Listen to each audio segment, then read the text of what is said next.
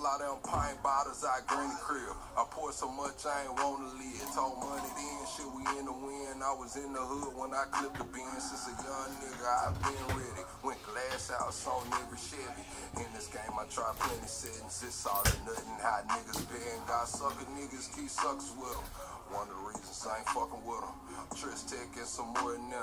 Guess she couldn't even afford a winner. I'm open late, don't need a scale, and it's always over. Sneak wishing well, I double down, slick shit to spell. Shawty know I don't kiss and tell. I'm faded, faded, faded, faded, faded, faded, faded. I'm faded, faded, faded, faded, faded, faded, faded. Hell, I'm faded, faded, faded, faded, faded, faded, faded. I'm faded, faded, faded, faded, faded. Imagine being able to build an app with your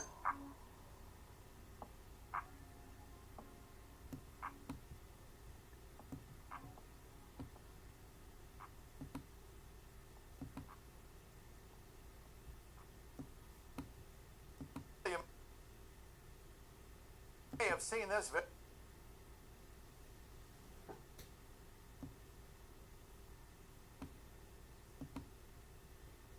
Damn, where did it go? They're not gonna let me play this video? Crazy. What the hell is going on? No way we having technical difficulties this early, chat. It's no way we having technical difficulties this early. Hold on.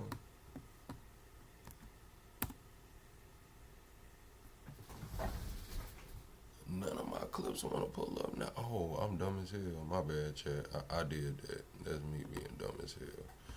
All right, chat. That was me. You know, I just woke up, man. I just woke up, chat. Hold on, man. Hold on, chat. I got it together, man. I got it together. I see what's going on. Damn, they're going to have to play the whole intro. You may have seen this video from the Arkansas Capitol. It's a neo-Nazi group. We got it right here, man. Double tap the screen, shut a live out, man. I had to make sure everything was everything. You know what I'm saying, chat? I had to make sure everything was everything before we get into this episode, man. I had to make sure everything was everything, man. Let me see if we got them tags working, man. Make sure the audio all good, man. Hold on. To the greatest damn show on YouTube. Okay, there we go. There we go. To the greatest damn show on YouTube. Oh, man. Double tap the screen, shut a live out. What we doing this morning, chat? Double tap the screen, shut a live out. What we doing this morning, chat? We got Elon calling Nick Fuentes a fed. The internet comes with a lot of evidence. Trump calls out Marjorie Taylor Greene. Double tap the screen, shut a live out, man. We finna get straight into it. We got the first video that I'm about to play. That's a neo-Nazi group marching through Little Rock. They've already found the organizer of this, man. They coming at him pretty hard, trying to get him fired from his damn job, if he does have a job. So we'll get into that as well. Like I tell y'all, chat, we'll talk about that in a minute. Also, we got a woman saying she saw something off at a gas station and followed a strange man and a teen girl for 40 minutes until the state police swarmed the car. It was inside of Casey's when an older man walked in with a teenage girl wearing a leather collar. He had a pistol on his hip. We're going to get into that as well, hear her story. Now we have women, married women are now becoming terrified of single women. Not surprising to me, It just is what it is, you know what I'm saying? All right, we also have CNN partnered with Call Sheet, a gambling platform currently under federal investigation where users bet on real-world events, and they're saying CNN could potentially help shape them. The main story is Elon calling Nick Fuentes a fed. The internet has been dropping a lot of evidence, including Nick Fuentes outside of the Capitol on January 6th with a megaphone telling people to break down barriers. They're saying that he was inciting, I guess, violence or whatever, so they don't know how he didn't go to jail. Also, they have been going NCRI_IO shows that Nick Fuentes' sudden mainstream visibility reacts a coordinated illusion. So basically, they're saying Nick had them damn bot farms over there. The Matrix basically cut the light switch on for Nick, man. They're saying that the Matrix cut the lights on for Nick, and they're trying to drop the evidence to prove it. Also, we got this woman. She's saying she's actually in college. She's in college at a business management course, and her teacher, which is a computer science teacher, just told the students, look, man, y'all not going to have this job. We can go right now and type in a one-line sentence, and AI will build us a whole website. We're here to build websites. AI just took our damn job. I'm sorry that you're in this class, but it kind of is what it is. Let's get into it though, chat. Double tap the screen, shut a live out. I hope everybody's having a great morning while they're just now, whether they're just now waking up or on their way to work, man. Whether they're just now waking up or on their way to work. What's up with it, Vince? Double tap the screen, shut a live out. All right, chat. Let's get into this clip in Little Rock, man. So it was a neo-Nazi group out there in Little Rock, probably about 10, maybe 12 guys marching around. They had one guy in all black. They had black Nazi flags out there, the black flags with the white swastika. They were all in red with black scullies and mask on, and they had a big sign. The sign read race mixing is communism. That's what they marched through Little Rock with. Y'all know I'm from Arkansas. Little Rock's not that far of a stretch from me. So they walked through Little Rock saying that race mixing is communism. That was the big sign that they had. Let's get into it. From the Arkansas Capitol, it's a neo-Nazi group marching through the streets of Little Rock over the weekend, and we now know tonight the Blood Tribe did not have a permit for the march, leaving many frustrated and in fear after the group marched at two of the city's most symbolic locations. Tanya Moderzitsky looked into how demonstration was allowed to happen and shares how the community is responding. A small group of more than 20 white supremacists marched the streets of the Little Rock Capitol. Nobody wants to know that Nazis are coming to their town. And in front of Little Rock Central High School. I don't think many people felt safe this weekend. Something Representative Denise Ennett says was a reminder of history. The Little Rock Nine, almost 70 years ago, these 9 brave souls went in to integrate Central High. The Blood Tribe, who demonstrated on Saturday, did not have a permit with the city or Capitol Police. By law, if they stayed on sidewalks and kept it moving, no permit is legally required. We also reached out to Governor Sarah Huckabee's office. Her spokesperson said in a statement, "Racism has no place in Arkansas, and I condemn this vile protest." Little Rock police say they monitored the situation and cited a member of the group who was driving the moving truck hauling the group. Little Rock chapter of the NAACP President Marie Hollowell says Arkansas needs stricter hate crime laws. We cannot continue to cause this division. We cannot continue to promote hate. And it says in 2021, during her first term as state representative, there was discussion of hate crime laws. I remember that bill like it was yesterday. That bill was highly debated. But she voted against it because it excluded certain groups of people. She says that bill did not go anywhere, but hopes if it's presented again during the next session, she gets to include every group impacted by hate crimes and is reminding constituents to be vigilant. It takes a village. It takes people like you and me to call out this nonsense. Was Tanya Moderzitsky reporting. Now, the Little Rock School District and the Little Rock Mayor did not give any comment tonight on that demonstration. I bet they didn't give a damn comment. Let me pull up the picture, chat. I'm gonna show you the picture of where they was holding the sign that said here it go right here. This is them right here, chat. And the ladies that was saying that Lil Rock was scared. No, Lil Rock wasn't scared. I'm not going to say for those individuals, but I'm going to keep it all the way real. I actually got a video that I want to pull up from a well-known rapper from Little Rock, and he went the fuck off. Let me see if I can find this video, because a lot of people on Facebook was calling for the YNs. They was like, oh, where's all the YNs at? Where's all the YNs? Y'all want to do all this violence, but when the neo-Nazis want to come march through Little Rock, where's all the YNs at? And he's sitting here like, why do y'all want the YNs to crack crash. The YNs already fighting their own psyop. They dealing with their own shit right now. Why do y'all want the YNs? Where's the woke niggas? Where's the Hebrew Israelites? Where's the Hotep niggas? Where's the Black Power? Where's the all of these groups at? Where's the debaters at? Everybody that wants to debate on it. He's saying, why are y'all calling on the YNs, which are essentially young adults and teens, to come solve y'all problems when y'all supposed to be woke? Y'all supposed to be the ones that push the civil rights through. Now, instead of y'all going out there and confronting these neo-Nazis, you would rather sit back and send the YNs to go out there and do it. And he was saying that that's not right. And I damn sure agree with him. I agree with him. Let me see if I can find this damn video of. But this is what they had out there, chat. This is the picture. Race mixing is communism with the 6-point stars. Oh, that's the old one. That's the old picture that they. Get a fucking life. Fucking losers. Fucking cowards. Take the mask off, bitch.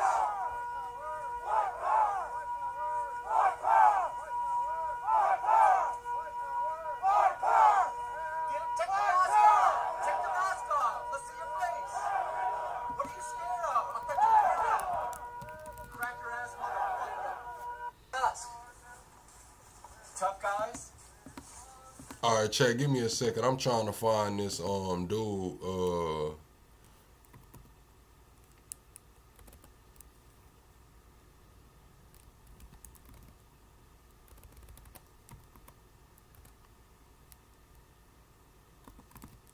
Here you go. Right here. Here you go. Let me see if I can find the damn video of him. I don't know why my screen's so zoomed the fucking. I ain't used to this. Hold on, chat. Where the hell is the post at, man?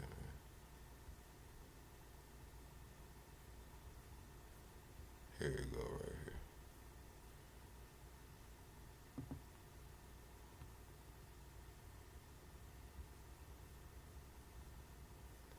How the hell do I copy link? Copy link. All right, let's see if I can pull it up right here, chat. They might make me log in, so hold on, man. Let me see if I can pull it up right here, man. Yeah, but he went off, man. I'm gonna keep it real. He went off. He kept it all the way real about it, too. These folks want me to damn log in. Nah, I ain't logging in. Here you go, Chad. I'll be talking about. Man, y'all crazy out here, man. All right, this Joker Beezy, he a rapper from Little Rock. Y'all go stream his music. He really actually got some really good music and really good videos, but he's from Little Rock. I'm not from Little Rock, Chad.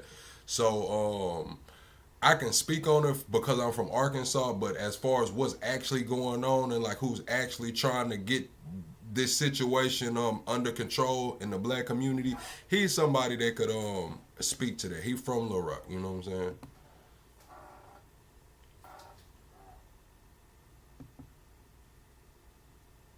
Wow, they don't want to let me watch the damn video. It's crazy, chat. They gonna make me log in to watch the video.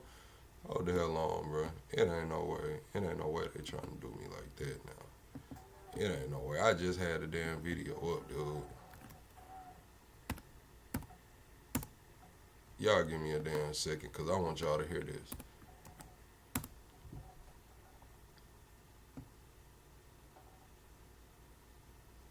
Let me see what the hell is going on, man.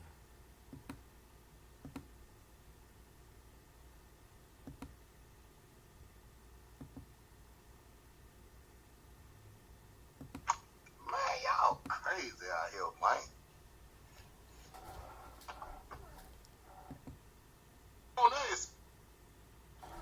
All right, Chad. They're not gonna let us watch it, man. It is what it is, because I'm not logging in on this shit. I'm not logging in on this shit. Long story short, man, he got up there and he was saying that they want all the YNs to get out here and do the shit, man, but they don't want to let the Hotep niggas. The Hotep niggas not really trying to do nothing, bro.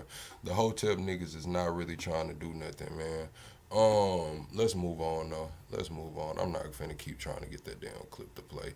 It is what it is, man. That's what's going on in Little Rock, Arkansas, man. How do y'all feel about it? Do y'all think the YN should get out there and handle that, or do y'all think it should be the Hotep niggas? Do y'all think it should be the woke crowd, the Hebrew Israelites that's always out there screaming about how this shit is going on and who's what? I agree with them. I agree with them, man. Don't send those YNs out there to crash out. They already got shit going. How old are you? 6? Man. That ain't crazy, bro. I ain't got my fucking ass beat. I tell you that. Whoever doing this is, y'all. All right, so this man is in Detroit. He's just walking. You can see he visibly crying. He found the 6-year-old girl walking to school with no shoes on and no hat, nothing. It's snow on the ground. It's ice on the ground. Little girl is outside walking by herself with no shoes or hat on, man. And he walked her to school. He walked her 10 blocks to school, man. And he crying, man. This is crazy. Some people don't deserve kids, man, at all. Out here with no fucking hat, no shoes. Thank God I fucking seen her. Those sick ass people out here. Thank God I seen this little girl, bro. This shit got me so mad and angry. This shit got me so mad and angry, bro. Nigga got this little precious little girl just out here walking by her fucking self, bro. I ain't want to put her in my truck, bro. So I got out and walked with her, made sure she got to where the fuck she going. That's where we at today. He didn't even want to put this little girl in his truck because he didn't want anybody to think he was kidnapping her or anything. So he stopped his day, got out of his truck, and y'all see the damn weather and walk with this girl 10 blocks to school, man. That's a stand-up dude right there, man. Shout out to this man right here, man. Real talk. If nobody gave you your blessings, man, God got you, man. That's something you stood up, man. You were conscious about not opening up your car door and putting her in the car to just getting her there, man. You jumped out the car and walked with her, man, and you recorded it. You know what I'm saying? So people don't think you trying to take this girl, man. This shit is crazy. Bro, that motherfucker got this little girl out here just walking, bro. She 10 blocks away from the school, man. Y'all know how far 10 blocks is for a 6-year-old? 10 blocks? It's fucking crazy, bro. There's sick ass motherfuckers out here and people don't fucking care. That'd be the crazy part. Motherfuckers out here don't give a fuck. I hate people like that. I hate people. He mad as fuck. He crying. I'll be mad too. Then when he walk her into the school and they like, what's going on? Who is this signing her in? He gonna have to tell the truth. Like, oh, I seen her out here walking, man. I jumped out of my truck. I didn't want to put her in the truck, so I walked her to school. Now CPS finna go over there and holler at them woman, and everybody in their family gonna be mad at this man. Not everybody in the family. Hopefully somebody realizes what the hell is going on. But some people gonna be mad at him like, oh, this is that and this is that. No, man. Little girl out there walking. Look, he got snot coming out his damn nose. How sad he is, man. He crying for real. You can't fake that damn snot. Not like that. I'm so happy I seen this little girl. I felt so bad she would have ended up on the news.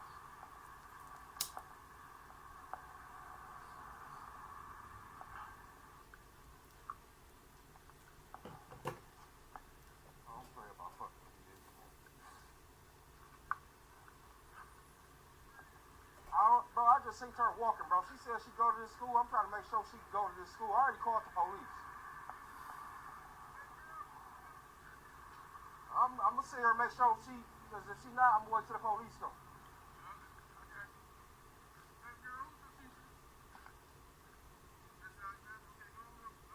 That's the teacher? Yeah, that's her teacher. Come on.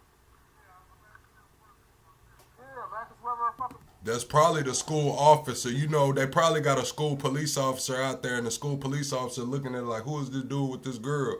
You know what I'm saying? Now they got the teacher name and told the girl to go and go to school. Now this is where it gets, you know, a situation for him because he gonna have to keep it real. Like shit, that little girl could have been kidnapped, abused. She had froze, hypothermia, anything could have happened. That's fucked up, bro.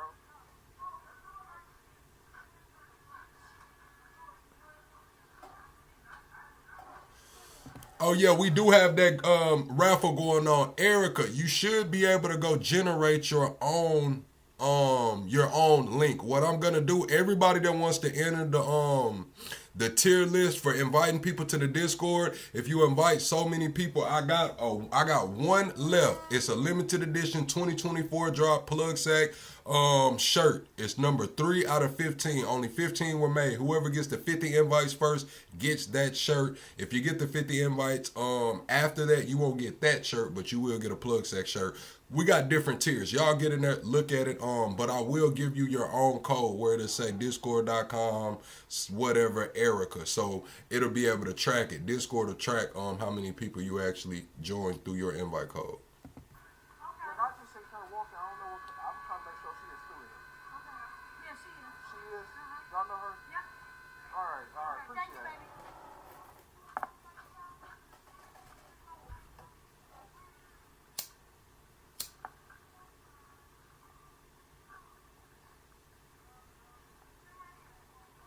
Probably scared. She been walking for about 10 blocks.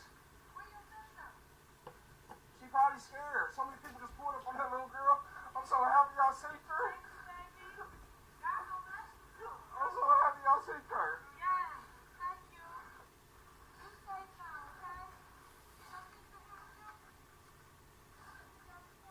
Damn, that's crazy, man. I didn't want to put her in my truck because I didn't look like I was trying to. Damn, dog. Damn, that shit just hurt me, bro. This motherfucker sick as fuck out here, dog. Got their kids out here walking, man. God damn, that's crazy, dog. Man, shout out to that man for doing the right thing, man, and being conscious about doing the right thing and not putting her in the car. All right, man, this right here is a college student. Her professor is basically telling her, look, man, y'all in here getting this degree and it's not going to be worth the damn. And he shows them how quick AI will code a website for them. So this is happening in real time where these students are finding out their job career path is shit. It's gone.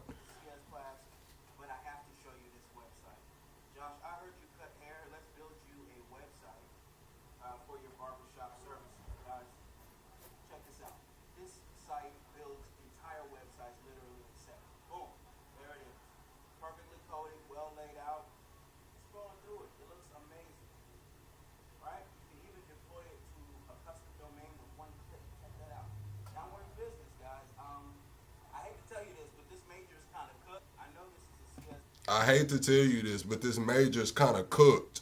Picture being in class paying thousands of dollars, thousands upon thousands of dollars, or being on scholarship for thousands of dollars, and they just tell you like, yeah, you might want to pivot. Not today, but yesterday. You might want to pivot, dude. Not today, but yesterday.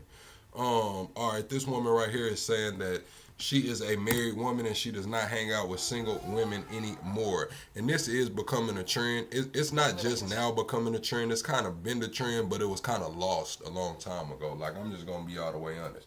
My mama didn't hang out with single people. My mama didn't hang out with too many people at all, but she damn sure wasn't hanging out with no single women just going out. I'm just going to be all the way honest with you. Straight out. Anymore is because of the fact that those of us in healthy relationships ain't got shit to say to y'all. Because anytime we tell you what we do for our husband or what our husband does for us, y'all look for any reason to try to come up with some type of excuse or some type of narrative that we're being controlled or that we're not really happy or I would never do that. It's exactly why your miserable ass is still single, and exactly why no matter who you try to date or what you try to date, you still end up unhappy because you have this long list of what you feel like is supposed to come from a relationship. I can't remember the last time that I did laundry, but I will be out here taking the trash out because I don't give a fuck. I would rather take the trash out than to be downstairs doing laundry. You take the trash out, you're a woman. You shouldn't be taking out the trash. That's a man's job. Your man does the laundry? You should be doing that. You're the woman. It so happens that what he doesn't like to do, I don't mind doing. What I don't like to do, he doesn't mind doing. Like, y'all are weird. My husband cooks probably most of the time. My husband taught me how to cook. Because I didn't know how to cook shit. I didn't know how to season. And when he gets done cooking, I serve him She look like she don't know how to season. I'm just gonna be all the way honest. I cannot tell a lie right now. Just looking at her, I'm expecting bland chicken. I'm expecting she'll probably season the hell out of a salad. I'm talking about salt, pepper, oil, vinegar. She might go to fuck off on a salad. Excuse me, I'm not supposed to be cussing. But yeah, I don't think any meat, any protein. I wouldn't let her around it, man. She just said she couldn't season hell. His plate. I serve him, and then once he's done eating, he gets up and leaves, and I take his plate, and I go there, and I clean the kitchen. The reason why we don't be talking about how good our relationship is or how healthy it is. Look, that's a salad right there. Oh no, that's a Chipotle bowl. I know what that bad boy is. That's a Chipotle bowl right there. Because y'all's little toxic Oh, no, asses it be ain't. coming in there trying to say something crazy, yet y'all are the single one. Make that make sense. It might be Cobb or something. I don't know where that ball from, man. But yeah, man, I totally agree with her. Especially when kids are involved. Now, if you have kids in the house, it kind of doesn't matter. Like, shit has to get done. You know what I'm saying? Like sitting around waiting on one person to, get the clothes, wash the shit. Your kid's not gonna have nothing to wear to school. Sitting around or to go play. Sitting around waiting on a person to wash it. Your kid's not gonna have a clean dish to eat out of. Sitting around waiting on the next, but the kids is gonna be walking around the smelly ass trash can. So I'm just come from the school to where like, hey, you see the shit need to be done, go ahead and do it, especially if kids are around. You know what I'm saying? Now, I do understand gender roles, but at a certain point when kids are around, kids don't deserve to live in filth or anything like that. So just go ahead and take care of it. Male, female, go and get that shit out the way, man. All right, let's move on though. Before we get into the Nick Fuentes, where are we at? All right, this is the lady talking about CNN. CNN allegedly struck a deal with Kalshi, which is a betting platform similar to Polymarket. Y'all know we spoke about Polymarket a couple weeks ago. Kalshi is similar to Polymarket, but I think Kalshi went and got regulatory clarity, but they say that they're under scrutiny, so maybe they didn't get regulatory clarity. But how do y'all feel about CNN partnering with a gambling platform where you can gamble on real world events that they help shape, the narratives they help shape? This shit like sports betting. To win the award for worst network ever in the entirety of human history. This in from the Daily Caller. It says CNN just cracked open Pandora's box that's worse than any fake news hoax. It says on Tuesday the network announced an official partnership with the online platform Kalshi, which allows users to wager on anything from a sports game to whether J.D. Vance will be the GOP nominee in 2028 to how much money Darth Vader's lightsaber will fetch at an auction. Kalshi is a prediction market and users are trading contracts on future events. So somehow it is legally distinct from gambling. And it says that as part of the partnership, CNN will get access to Kalshi's data through an API or back-end interface that automatically updates in real time, Axios reported. That data will be featured on CNN's air through a real-time data ticker and can be referenced across CNN's platforms when journalists discuss new predictions. Of course, neither CNN nor Kalshi has addressed the ethics elephant in the newsroom as of publication. CNN anchors, reporters, and commentators do not determine events throughout the country and the world, but they certainly influence them enough to move markets. For example, if CNN published a story that NVIDIA CEO Jensen Huang had a terminal illness, but that story later turned out to be false, NVIDIA's stock would have likely plummeted regardless, and billions of dollars could have been wiped out in a matter of minutes. So how will this power affect their coverage now that they are partnered with a betting platform? CNN would likely get a cut of the Kalshi gambling revenue, so how will that affect which events they choose to cover? Will the popularity of bets on Kalshi's platform drive their coverage? Are they going to do segments on Darth Vader's lightsaber because it drives the most wagering? Will all these CNN employees, from the executives to the bookers, be barred from betting on people or events they cover in the news? Where are the guardrails? What if anonymous sources, whether in government or working for a sports franchise, leak them stories to drive betting markets in a certain direction? It goes on, it's quite an ethical quagmire, to say nothing of the pure degeneracy of it all. There is so much room for insider trading and manipulation that it boggles the mind. Here's a good example. As former Daily Caller News Foundation reporter Andrew Kerr pointed out, Kalshi has a market on whether CNN host Fareed Zakaria will say the word democracy at some point during his show Sunday.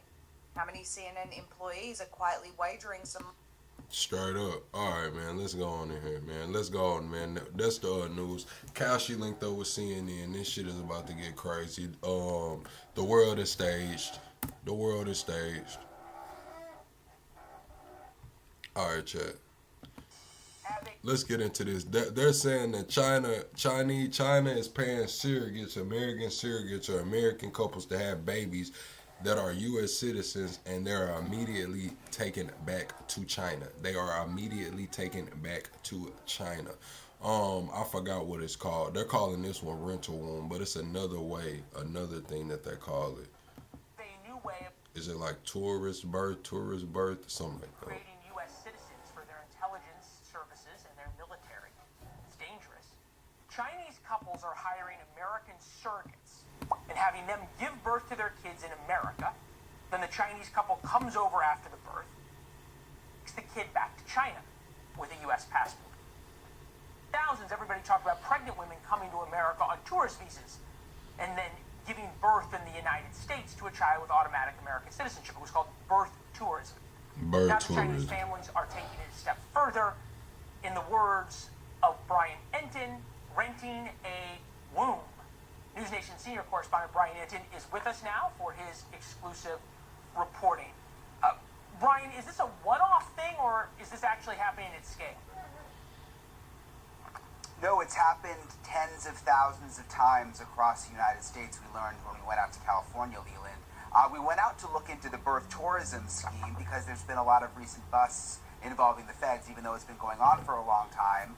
And they've sort of got that under control, and it's against the law because these women overstay their visas. They come on a tourist visa, they stay, they have the baby, and then they go back to China. But while we were in California, we learned about this new rent-a-womb scheme, which is almost more alarming because it is not illegal.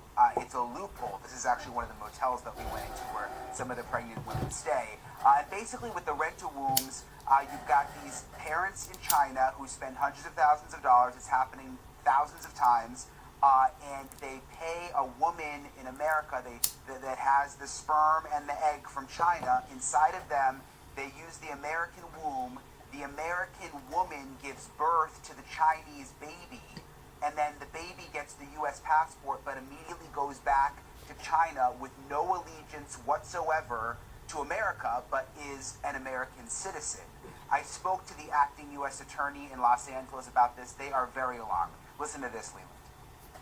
What happens in 20 years? Is there any concern that they could become spies, that the Chinese government could use them somehow because they'll have the American passport? Anytime that somebody has a U.S. passport, it means that they have access to the United States. They will give you the example. Child born in Irvine in 2015 goes back and ultimately joins the Chinese military at age 20. Having a U.S. passport, that provides a real national security asset to China and a real problem to the United States. So they might be babies now, Leland, but just like the acting U.S. attorney said, the concern is in 20 years if they're in the Chinese army and they possess a U.S. passport and they can come and go freely, that is very, very valuable to the Chinese government. And by the way, costs $200,000 roughly to do this, not against the law. The American women make about $70,000 to have the Chinese baby. Leland? Stunning. Follow the money always. And there's no way to stop this.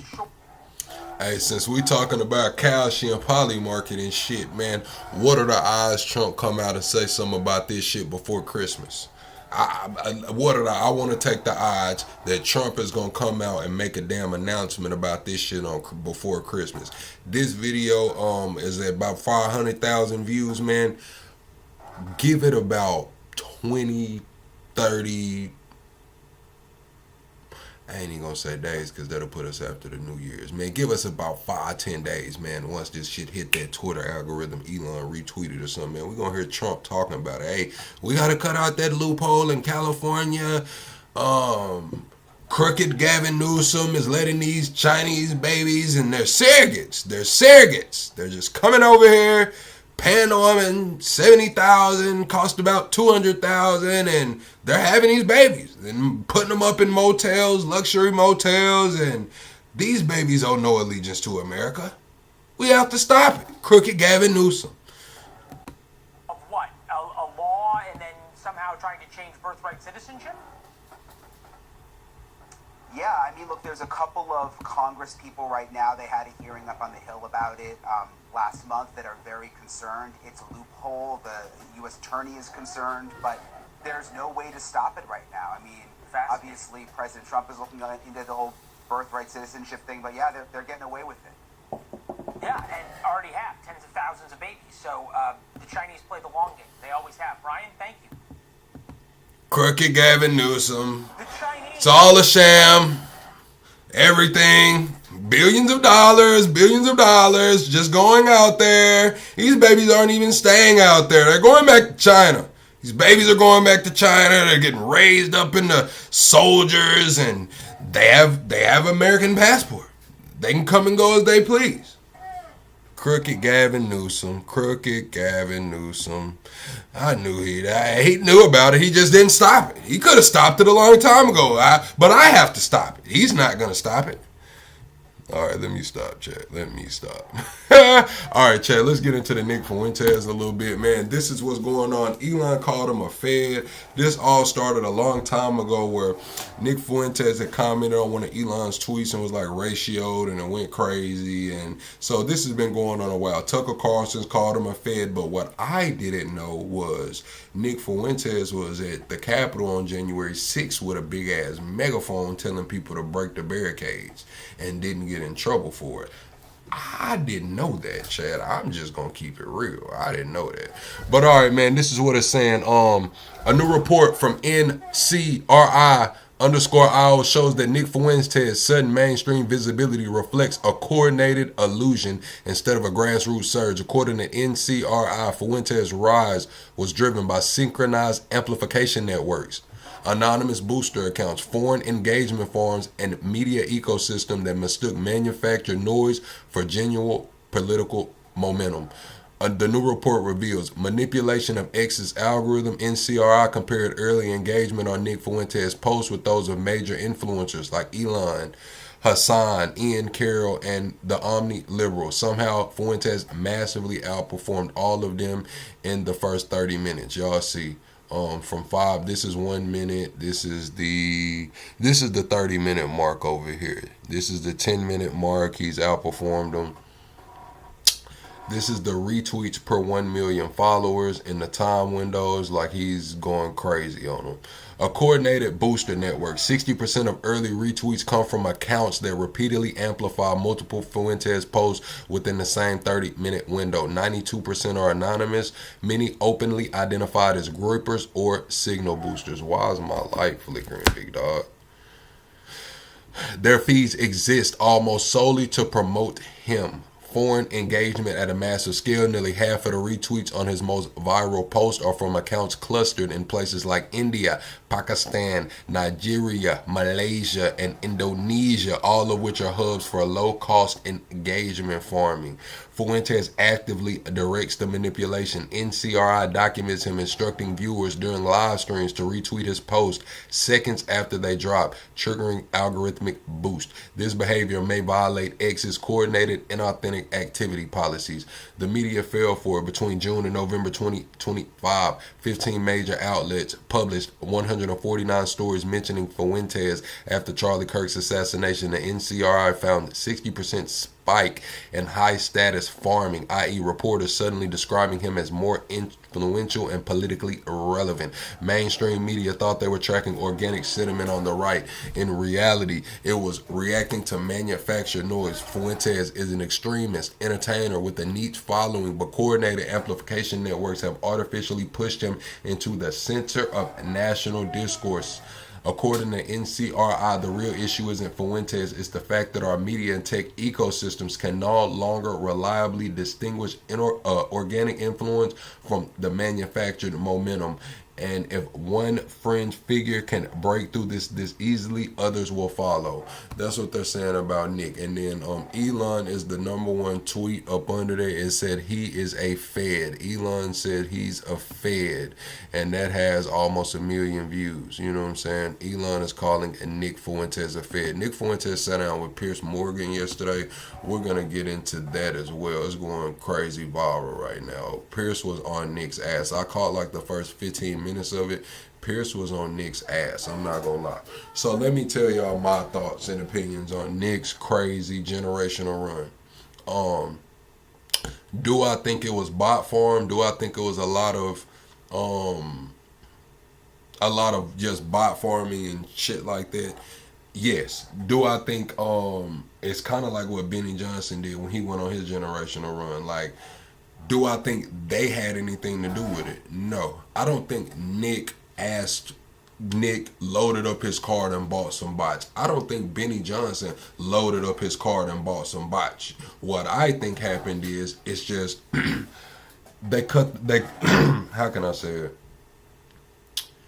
They flipped the switch. I feel like they flipped the switch on a lot of these creators, just like they do a lot of rappers. If you look at rappers, if you look at actors, some of these people come out of nowhere, what you call an industry plant. Nick Fuentes isn't an industry plant because he's been around for so long. And Nick Fuentes has been around a long time. Like I said, he was at J6 on the damn Capitol Wall. He's been Daily Wire and all of those shows. But do I think at the right time did they flip that switch on Nick? Yes, I think they flipped the switch on Nick. Also, the algorithms changed. The algorithm stopped showing who you followed and it started showing what was you were interested in, you know. And Nick had a lot of crazy takes. He was going viral. Nick caught clipping culture. This is what I think.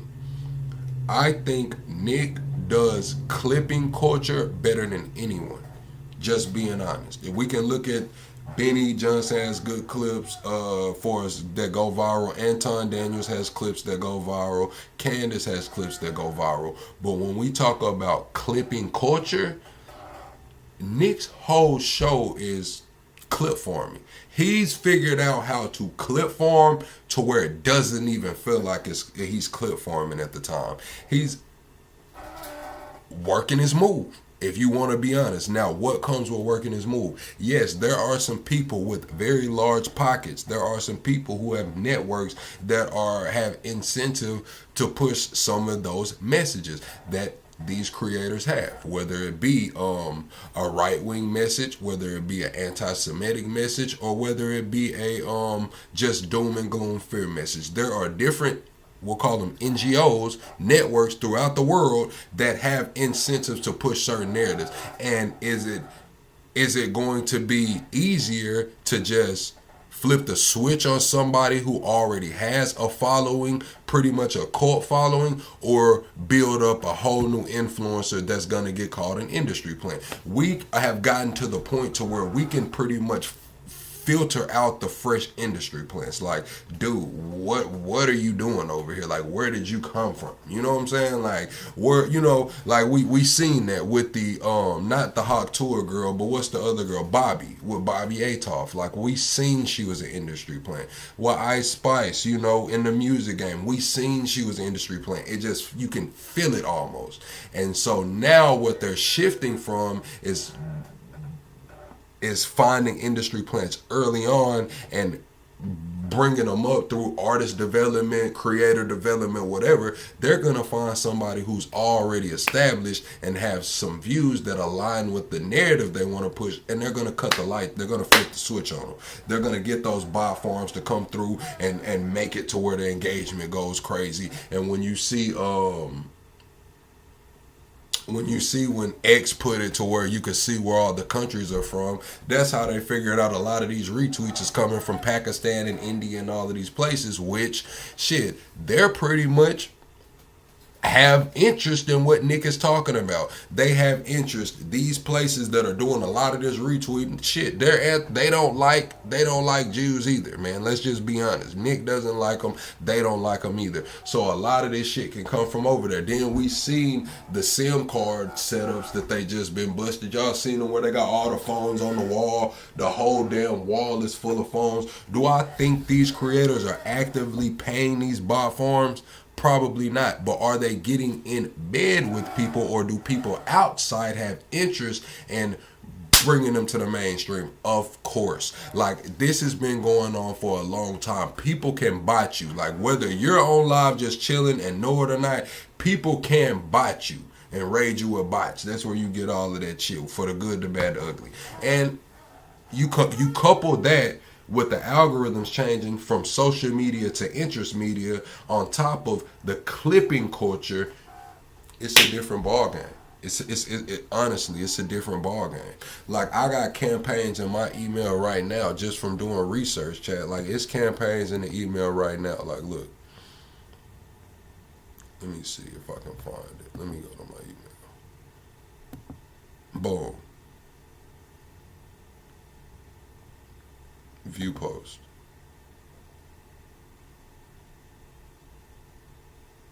Alright, I'm gonna show y'all some sauce right quick. I'm gonna show y'all sauce right quick, how this shit work. Give y'all some sauce, man. I haven't got to this point yet because I ain't got the damn money. But this is how this shit go, man. Alright, man. This is called this is a website to where you can hire clippers. Now, does that mean the creator is hiring these clippers? No. The budget can come from anywhere. If you're signed on to a company, this is where I'm gonna kind of correlate this to the music industry, the entertainment industry. Even though we're talking about political commentary and creators, I'm gonna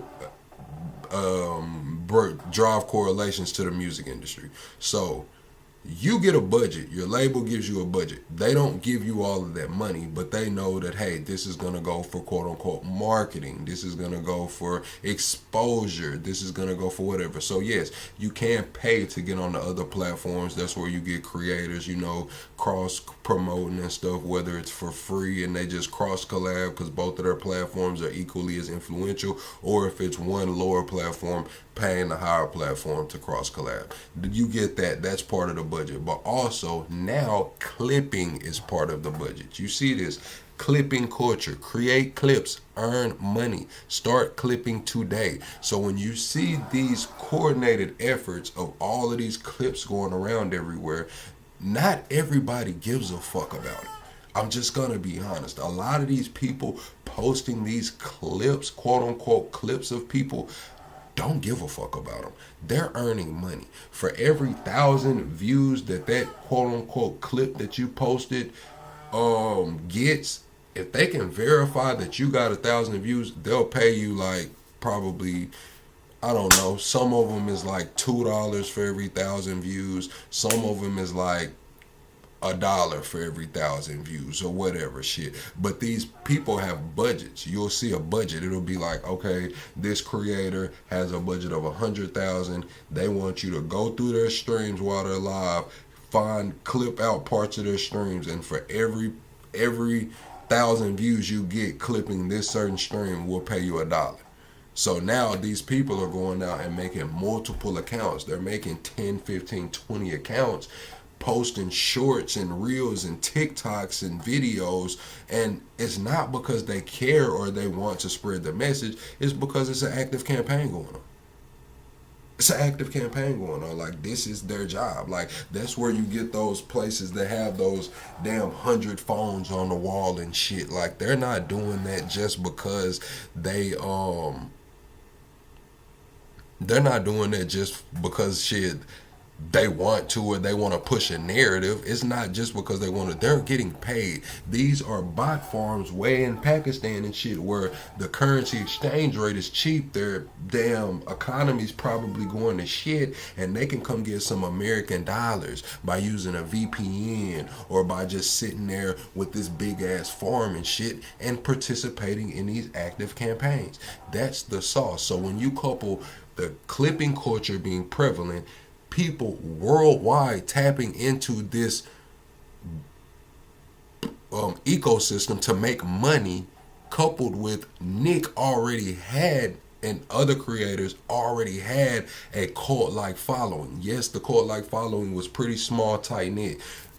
I can't even say small because shit, even before this, we could say Nick probably had a solid 10 to 50 to 100,000 fans before the generational run started. He probably had anywhere from 10 to 100,000 people that really fucked with him. You know what I'm saying? Let's just be honest. When you couple that with the clipping culture, active campaigns, the algorithm changing from social media to interest media, it doesn't fucking surprise me. He just did it. That's why his whole show is clip farming. I believe he believes what he's saying, but he's so ingrained into it's marketing. It's marketing. You know that there are active campaigns going. You know that even if there aren't active campaigns going, there are a lot of people making money because Nick's banned from YouTube. So that's why you see all of these people just sitting there, you know, putting 20, 30-minute Nick Fuentes clips where they don't really talk. They just let Nick do his thing. You know what I'm saying? Because they're getting paid for that. Those channels are getting monetized. Nick might get a kickback. He might not get a kickback. But regardless, it's spreading his message. There is incentive for that. And then when you want to turn the lights on, you want to flip that switch, you get somebody who has a lot of money. Nick's pumping a lot of anti-Semitic stuff. There are some people in this world that are very, very wealthy that have incentive for Nick to keep pushing that anti-Semitic message. So Nick doesn't even have to ask. Let's just be all the way honest. If we're going to keep it all the way real, Nick don't got to ask for them bot farms. Nick don't got to load up no card to get them bot farms. They're going to do it for him as long as he's dropping these clips. As long as he's dropping that shit to where it'll go viral, the campaigns are going to be there for him. I'm pretty sure if we do some digging on the back end, we'll find a campaign for a lot of these creators, clipping them. Clip this creator, clip that creator. You got Clipper, you got people like Neon and other creators who are just transparent about it. Neon says, look, dude, if I make $1 million in 1 month streaming, I probably paid $400,000 to Clippers. If I made $1 million, I probably, this is one guy. This is Neon, which is one person saying he's spending $400,000 a month plus on Clippers. That's why I say a lot of this shit, man, is you gotta, you know, understand. I said all of that to say I don't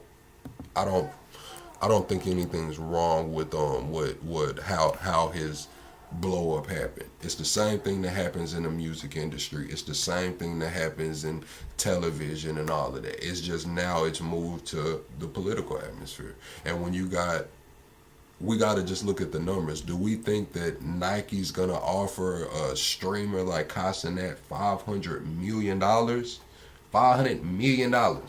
And there's not some sort of back end going on? There's not a switch that can be flipped going on? Come on, man. Let's just be honest.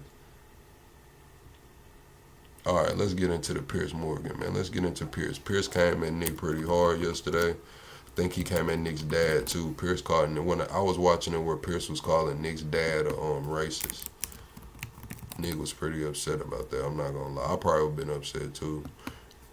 It was kind of a low blow, I feel like, for Piers to call Nick daddy a racist, but like Piers was explaining, hey, you told us your daddy said this racist shit. I didn't. We wouldn't know your daddy said don't go to black restaurants like Olive Garden and shit had you not have told us.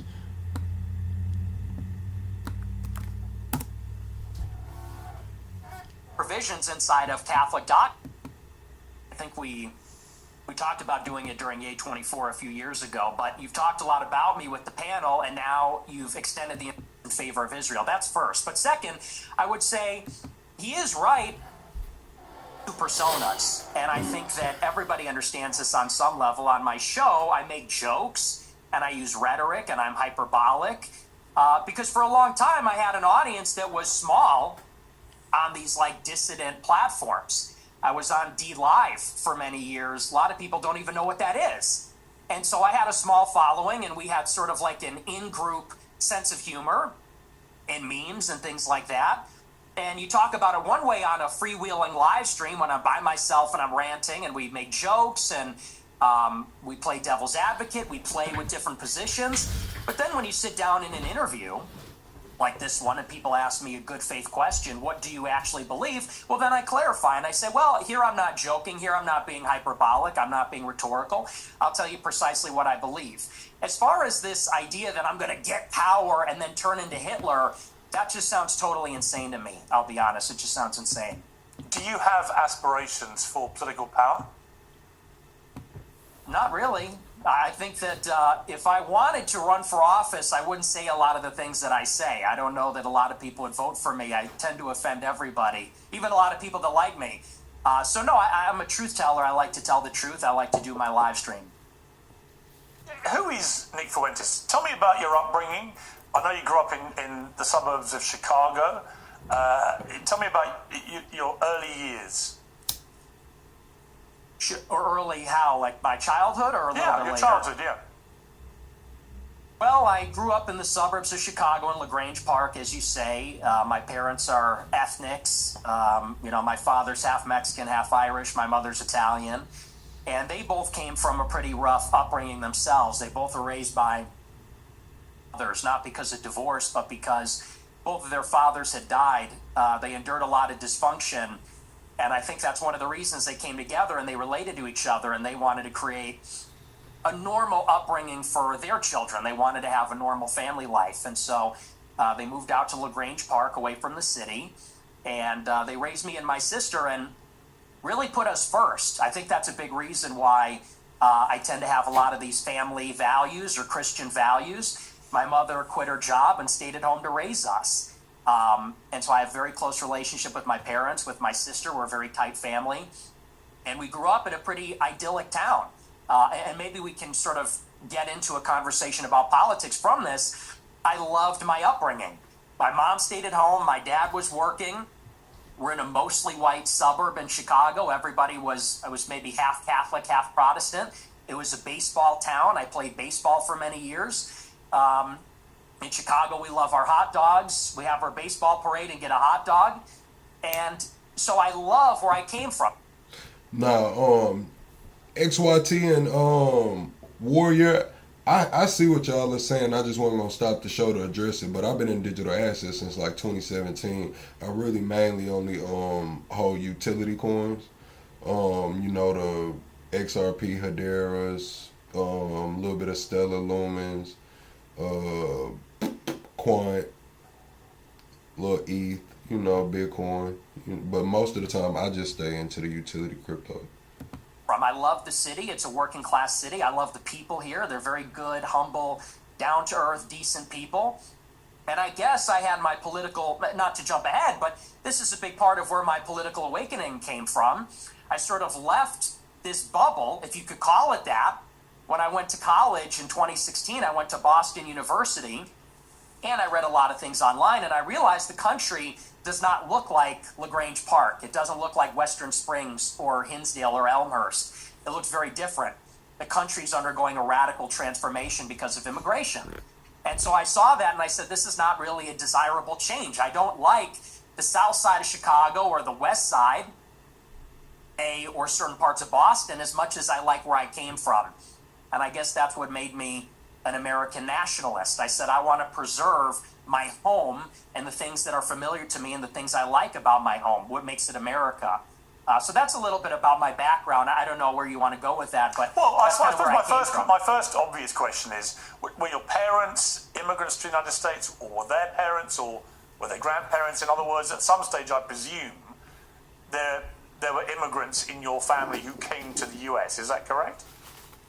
There were. I believe my mother was fourth generation and my father was third generation.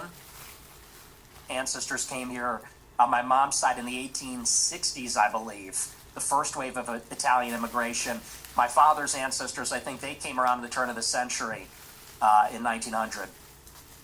Your view of immigration, and we'll get to the specifics about your views on immigration.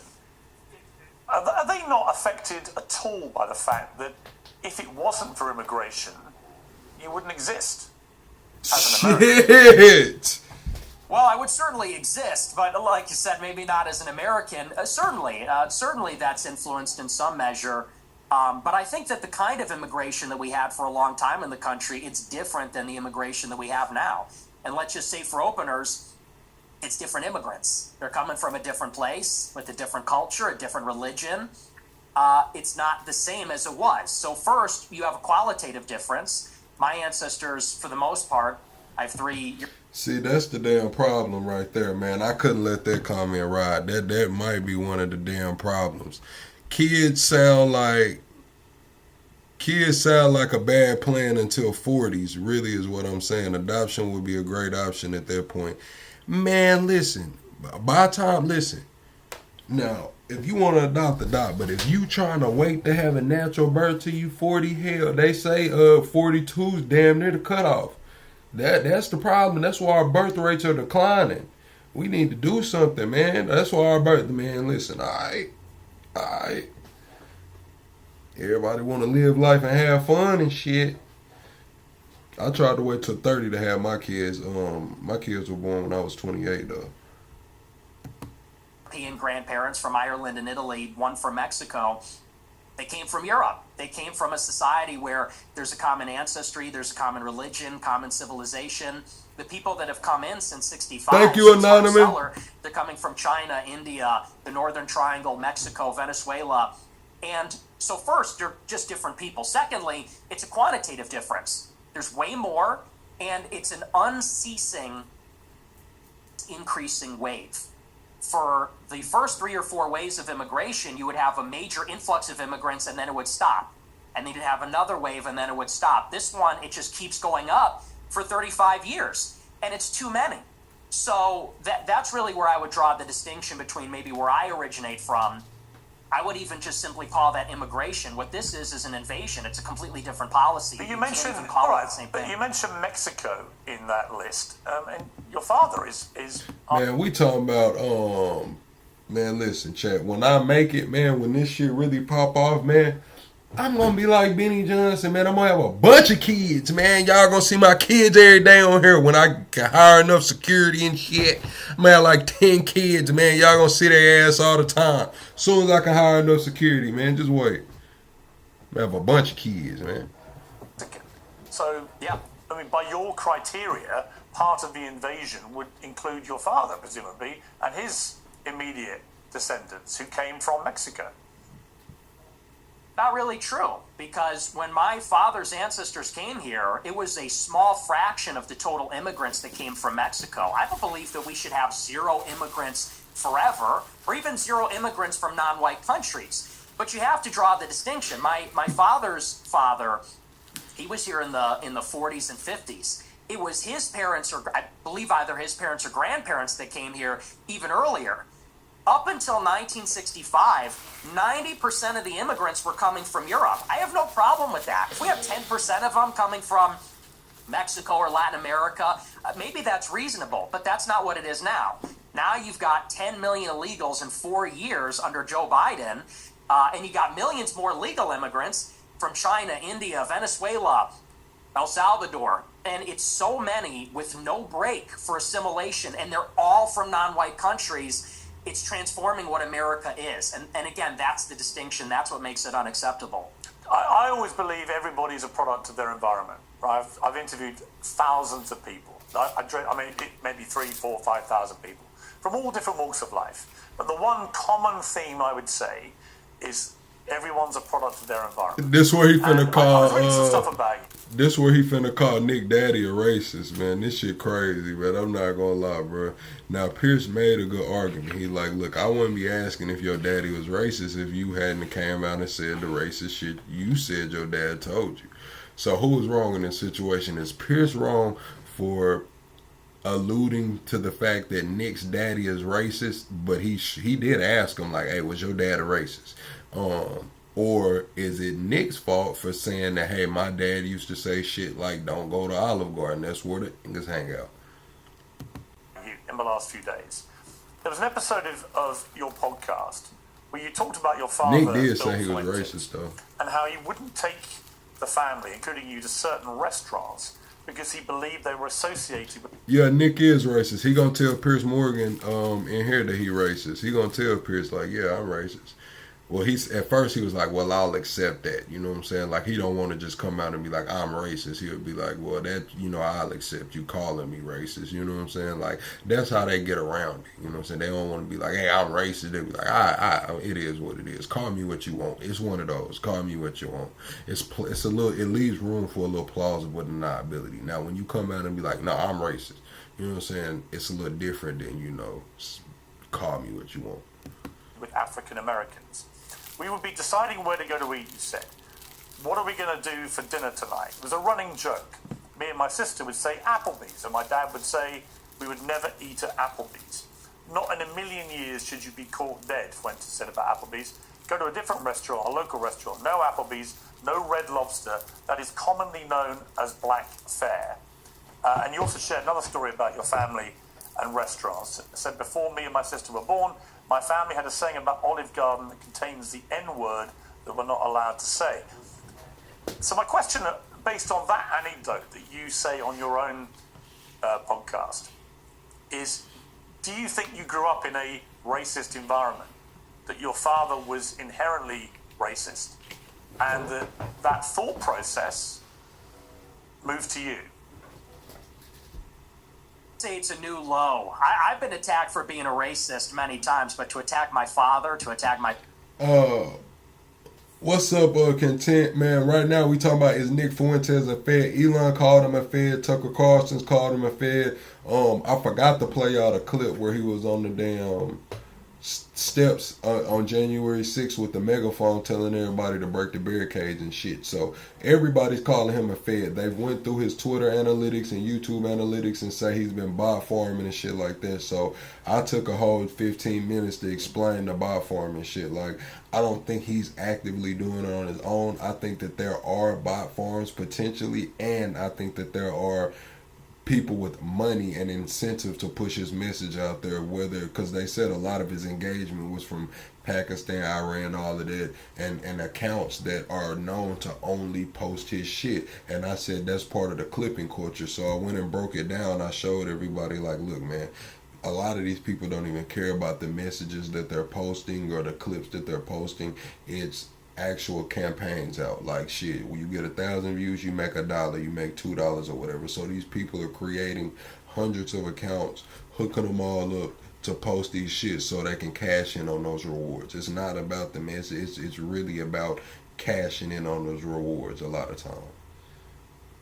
Because you got to think, if you getting $1,000, if you're getting $1 or $2 for every 1,000 views, and you somewhere like India or Pakistan, you hook up 100 of these phones, each one of these phones get, let's say, 2,000 views a day. Shit, that's $4 per phone. You got 100 phones up here, that's $400 a day in India or in wherever, Pakistan or wherever. That's a different type of balling. Parents based on anecdotes, I would say that's it's your anecdote.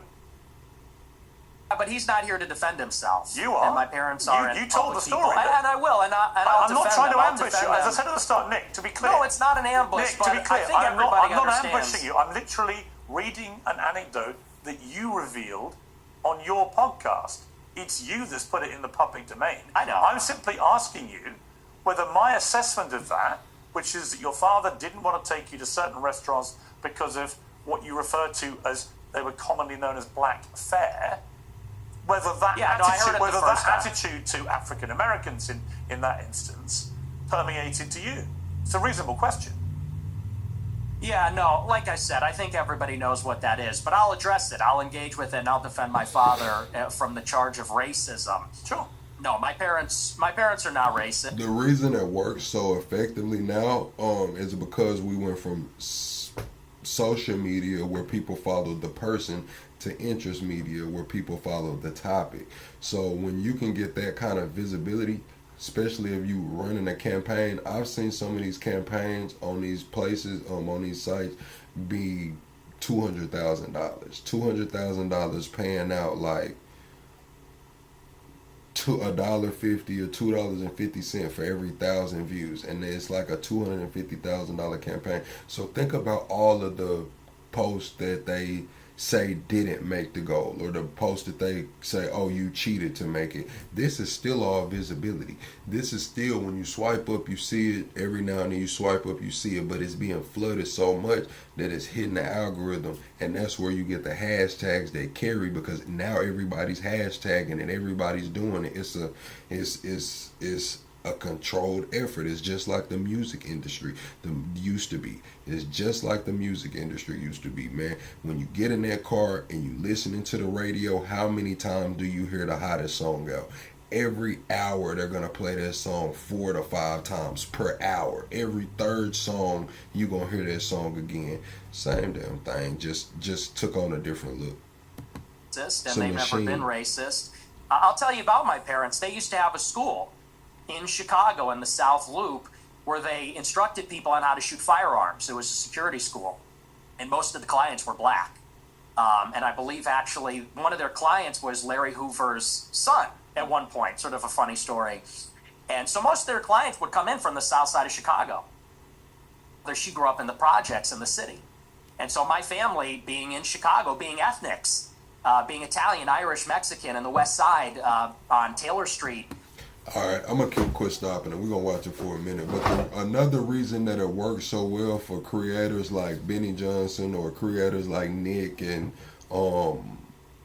whoever else we want to put in there is because Nick can talk. Like, Nick has content that'll stick. You know, he knows how to clip for him. Like, even throughout this, like, he knows that this shit's gonna get clipped up. So the way he speaks is like S-tier clip forming, because you don't even realize it's clip forming. Like when you watch these Twitch streamers and they're doing all this extra shit and jumping around and looking at the camera, like, you know what I'm saying, you kind of know that that's clip forming. Nick does subtle clip forming. Like, he's really sharp with the words, but you can tell by the way he moves and shit too. Like, Nick got this shit down.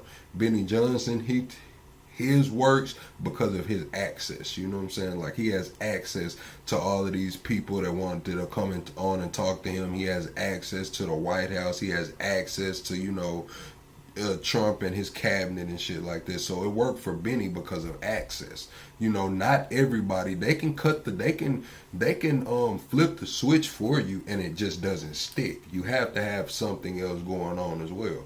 Nick has it to where he's S-tier clip farming and has a strong core fan base, and he's sharp with the words. Benny has it with access. Y'all give me some other names and I'll break that shit down for y'all, man. Over the city, my family for many generations have lived near and around black people, and my views about black people and their views about black people are shaped with experiences with black people.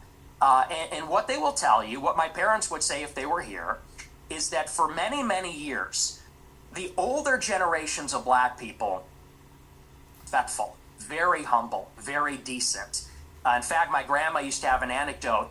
She grew up in a lot of dysfunction. Her mother was mentally ill, and they would be having dinner in the projects, and there'd be so much chaos and dysfunction and disagreement and fighting.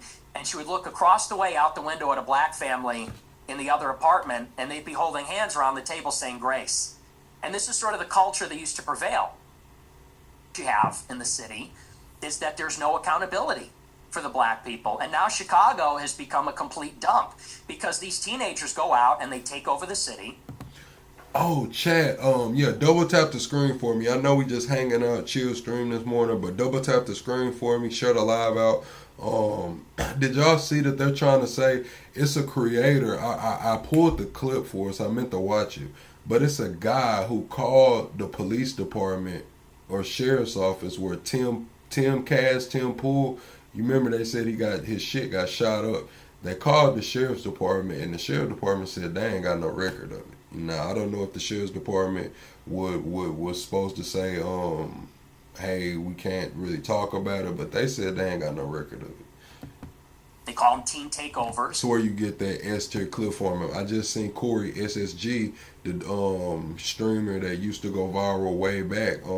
He just made a post yesterday, got shot 2 times and went live. It got shared like 1,000 times, and he went live on live stream telling people like, look, this is how I market. You know what I'm saying? All of y'all are sharing this, saying that I'm lying and something's really gonna happen to me one day. But look, y'all all came to my page and I got something to sell y'all. Every time I get these views and shit like that, Facebook's cutting me a check. So who's really the dumbass? I garner attention and I get paid for it. This is my job. Y'all mad that I said I got shot twice? Y'all are gonna keep sharing this shit, calling me a goofy and a cornball and shit. Now you're sharing it to your 5,000 friends, 10,000 followers or whatever, and now I'm going viral. We're in interest media. Social media is dead. That's just some shit that's going on right now. It's crazy where the internet's going. That's the youth. But they're trying to say Tim Pool pulled the similar stunt. For it. They're teenagers. Allegedly. But they all come from the same neighborhood. They drive up there and they mug people and attack people and they destroy cars and destroy shops. We had the Festival of Lights a couple of weeks ago. It's supposed to be a family event. And they light up the trees and there's a big parade. I was in the parade one year and you had a bunch of black people there shooting each other. 7 people shot, a 14-year-old killed in the Magnificent Mile. And I know there's a lot of black people that feel the same way about this. They say, we've lost control of the city and we're looking for accountability.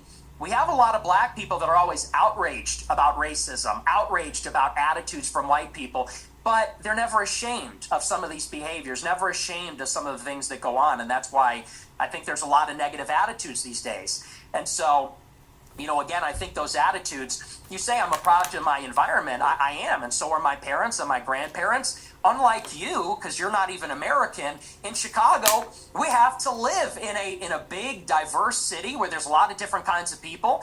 And I think anybody in Chicago would tell you the same. I live in London. It's one of the biggest and most diverse cities in the world. Same.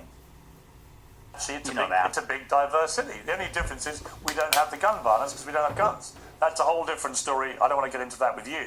I have got into that before in America. You got a knife problem. You got sword problems. We have problems. You have Aladdin. We have problems with violent crime. I make no pretense of it. So the idea that somehow I'm cosseted in London because I'm not in Chicago. I didn't say that. Well, you kind of implied it, but I guess my point about the environment, I'm not saying you are a product of your environment. I'm saying most people are in some capacity. When I read that anecdote, it's just to remind you, it's not something I have put out. And that's the thing. Black people are not the majority of ghetto culture. Black people just got the damn problem of putting ghetto culture online. Black people got the problem of showing ghetto culture. Now, I done been to some white ghettos, trenches. I done been to some Mexican ghettos, trenches. The difference is they just don't put their shit online. You told this story, right? And you said that you said this. We're looping. You said this No, already. but you haven't really directly, I think, responded to it, which is whether your father would not take you to certain restaurant chains because he associated them with black Americans. Is that true? No. Well, if you're in America, you would say that Olive Garden is not real Italian food.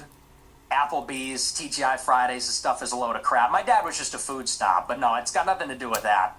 My best friend in first grade was a black guy. We're not a racist family, so. Okay, so when you told the story, I'm just curious. So when you told that anecdote, what's crazy is my best friend growing up was a white kid, man. Shout out to my white partner Mitch, man. Shout out to Mitch, man.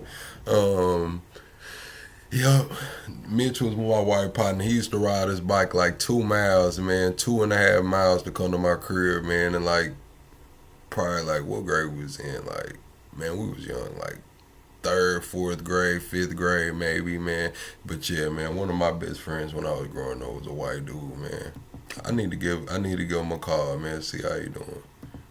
Clearly, on the face of it, is racist, right? You're basically saying your father made racist decisions about where you would go as a family to eat. Are you saying... No, I got another I'm just letter gonna ask you a somewhere. question. Are you saying that when you told that story, you didn't mean to infer that he was racist? And do you understand why when somebody like me reads that anecdote for the first time, as I did this week, I reach a different conclusion?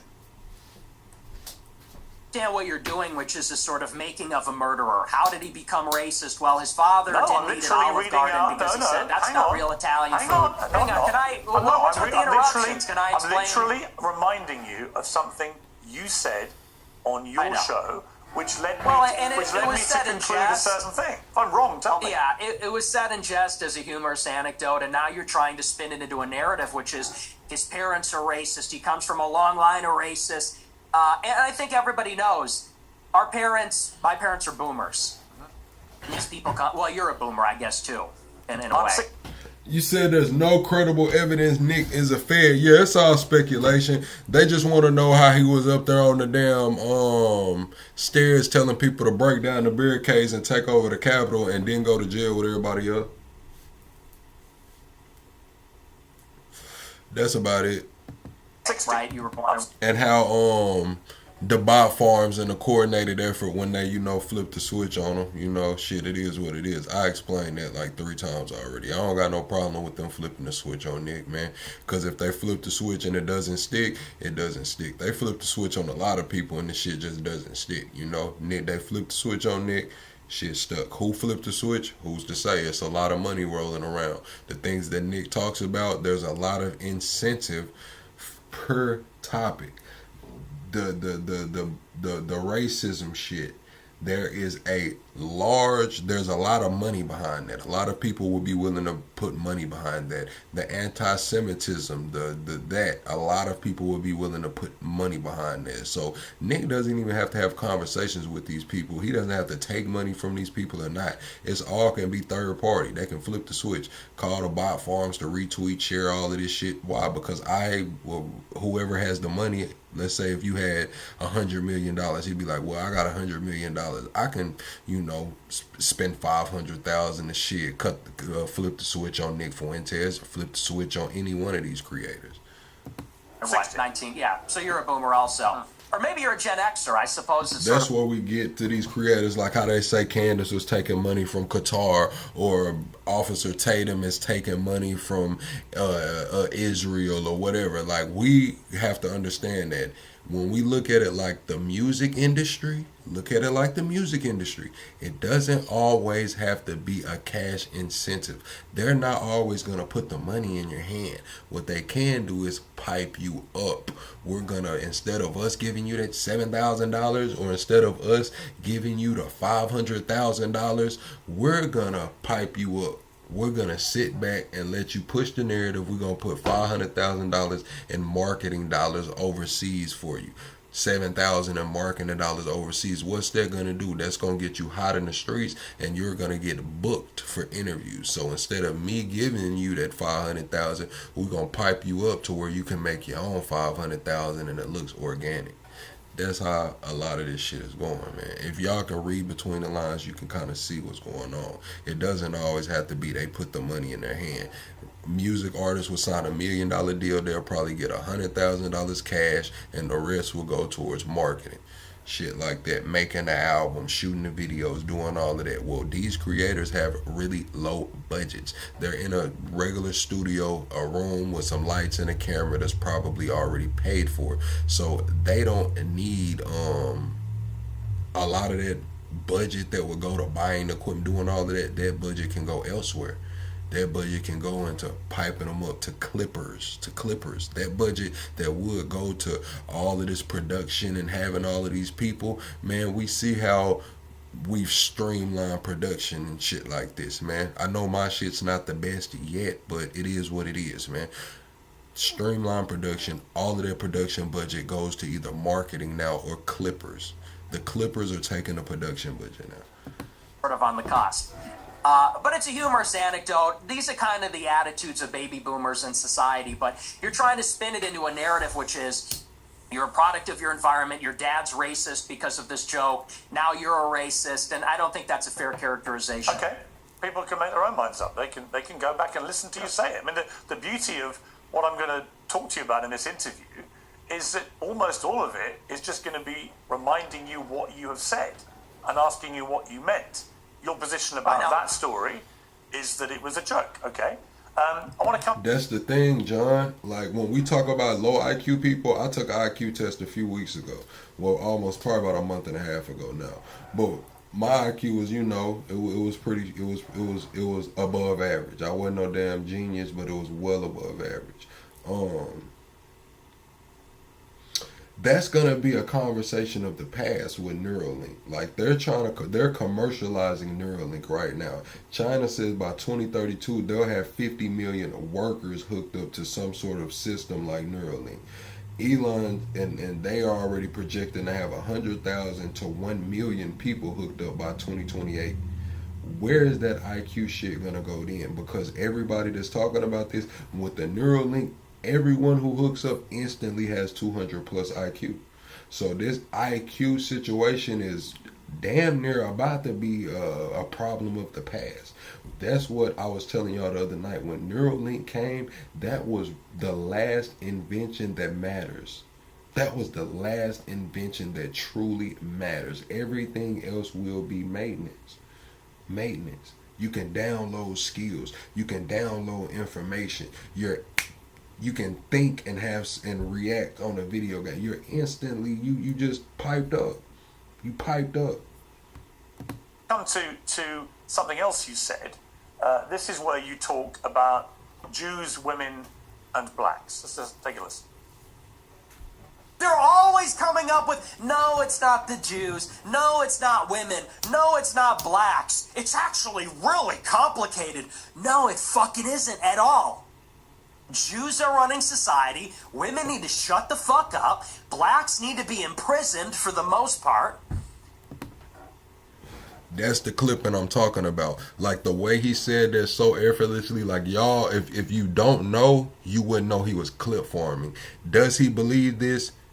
Of course he does. Is a lot of people gonna say this is a base take? Of course they will. Is it clip farming at an S tier level? Yes, because when you clip farm at the highest level, people don't even realize you clip farming. He knew this clip was going to go viral. He knew this clip was going to keep getting brought up throughout his career. And a lot of people will put money behind those three things he just said. Whether they give him the money or whether they bot farm for him or push it, push him out in the algorithm, put that campaign budget out there for him with the Clippers, man. I'm telling y'all, man, this is S tier clip farming, dude. S tier. Now watch it again and tell me if this is clip farming or not. Is that almost all of it is just going to be reminding you what you have said and asking you what you meant. Your position about that story is that it was a joke, okay? I want to come to something else you said. This is where you talk about Jews, women, and blacks. Let's just take a listen. They're always coming up with, no, it's not the Jews. No, it's not women. No, it's not blacks. It's actually really complicated. No, it fucking isn't at all. Jews are running society, women need to shut the fuck up, blacks need to be imprisoned for the most part, and we would live in paradise. Now, watch how he capitulates right here. I'm not gonna lie. He said blacks need to be in prison for the most part. Then he comes out and says that 1 in 20 black men will commit murder in their lifetime.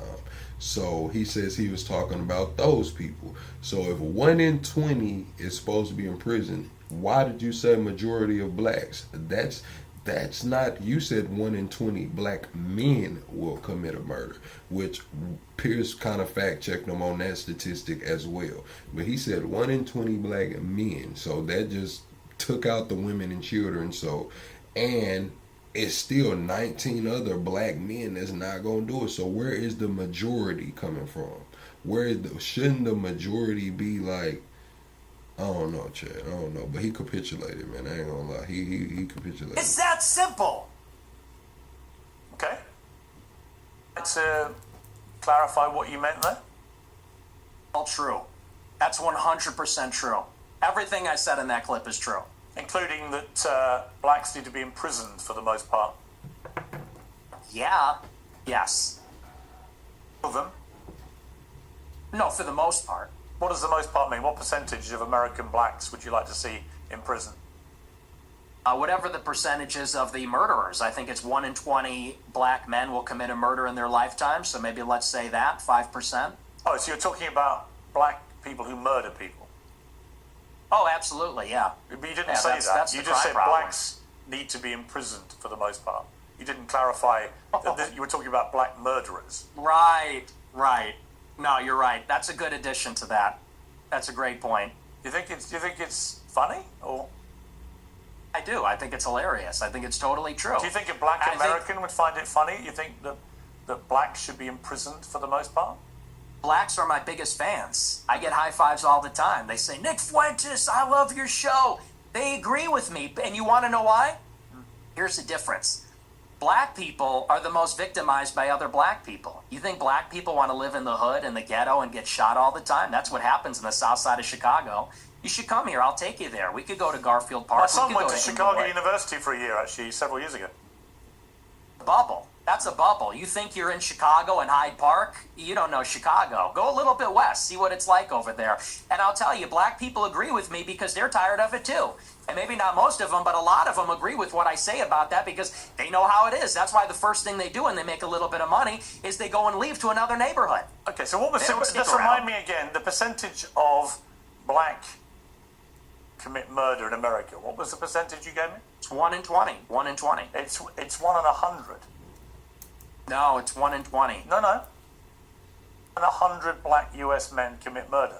That's the most up-to-date crime statistics in America. That's not true. I've seen other statistics. They say 1 in 20 will eventually commit a murder. So your rate means that you're saying that 5 times as many black men commit murder as the official crime statistics say.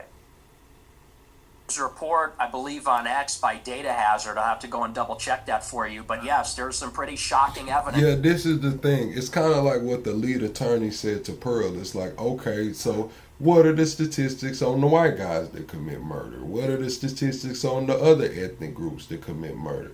Nobody knows because nobody looks up those stats. Everybody's just fascinated with what niggas do. Let's just be honest. And everybody wants to, because it doesn't get clicks and views. If you talking about what other races, do when it comes to murder, well, maybe the Hispanics with the deportations and shit, they was getting views. But let's just be honest. When we talk about this as a running topic, man, that shit's, nobody wants to hear about this shit. Everybody want to hear about what niggas did, man.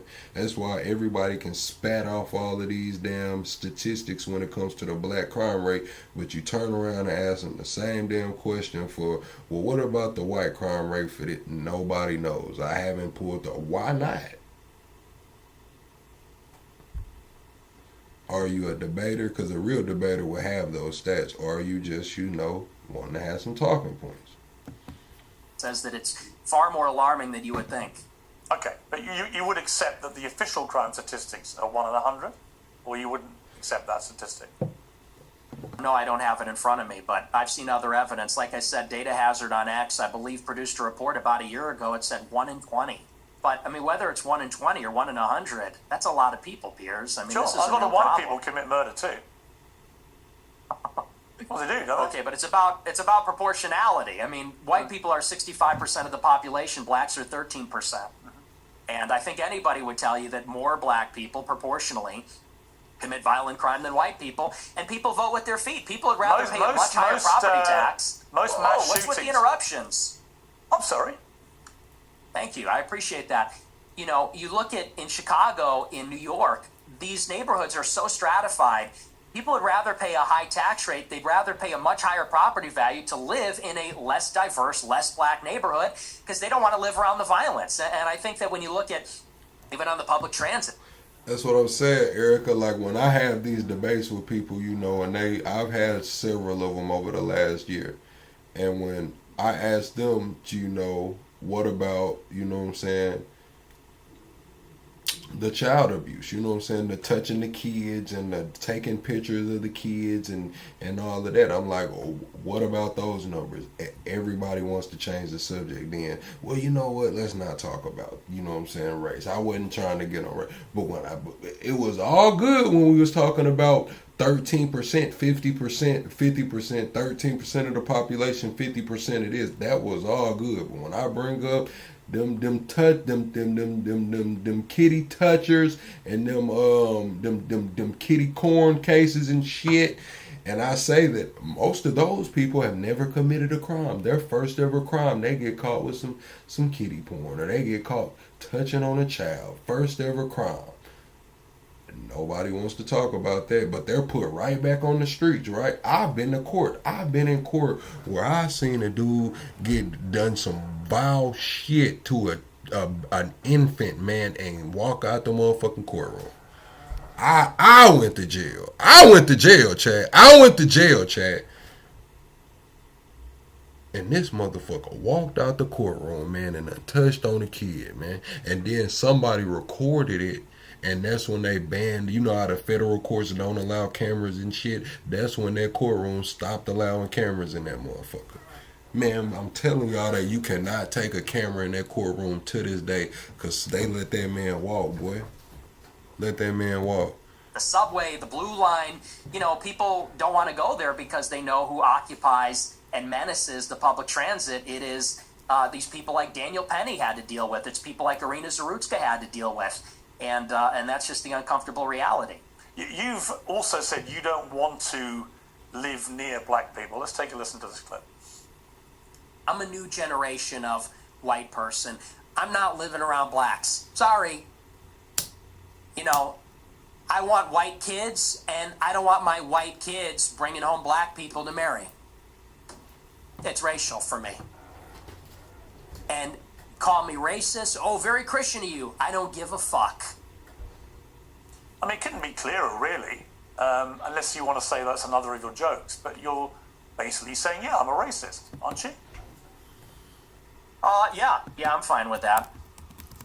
And with saying you're a racist? I think everybody's racist. I think everybody, if we're being honest, is racist. I think everybody... The only people that aren't racist or pretend not to be are white people to their detriment. Everybody else is... Look, this the kind of shit that go on.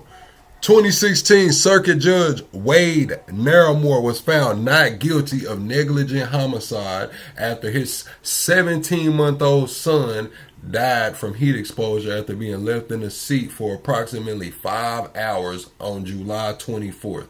Listen, man, they found that man not guilty, boy. Left the baby 17 months in the car for 5 hours, man. 5 hours, man. And his ass did not go to jail. Found not guilty. Found not guilty, man. This shit is crazy. Racist. But earlier in the interview, you got aggrieved at the idea that your father was a racist. You wanted to make emphatically because sure my father's... He's not. Because my father doesn't share my same views on that. So he's the exception to everyone's a racist. Well, everybody's a little bit racist. You're right. So maybe everybody... The difference is you're attacking my father. You know, he could get fired from his job. I'm not attacking your father. You are.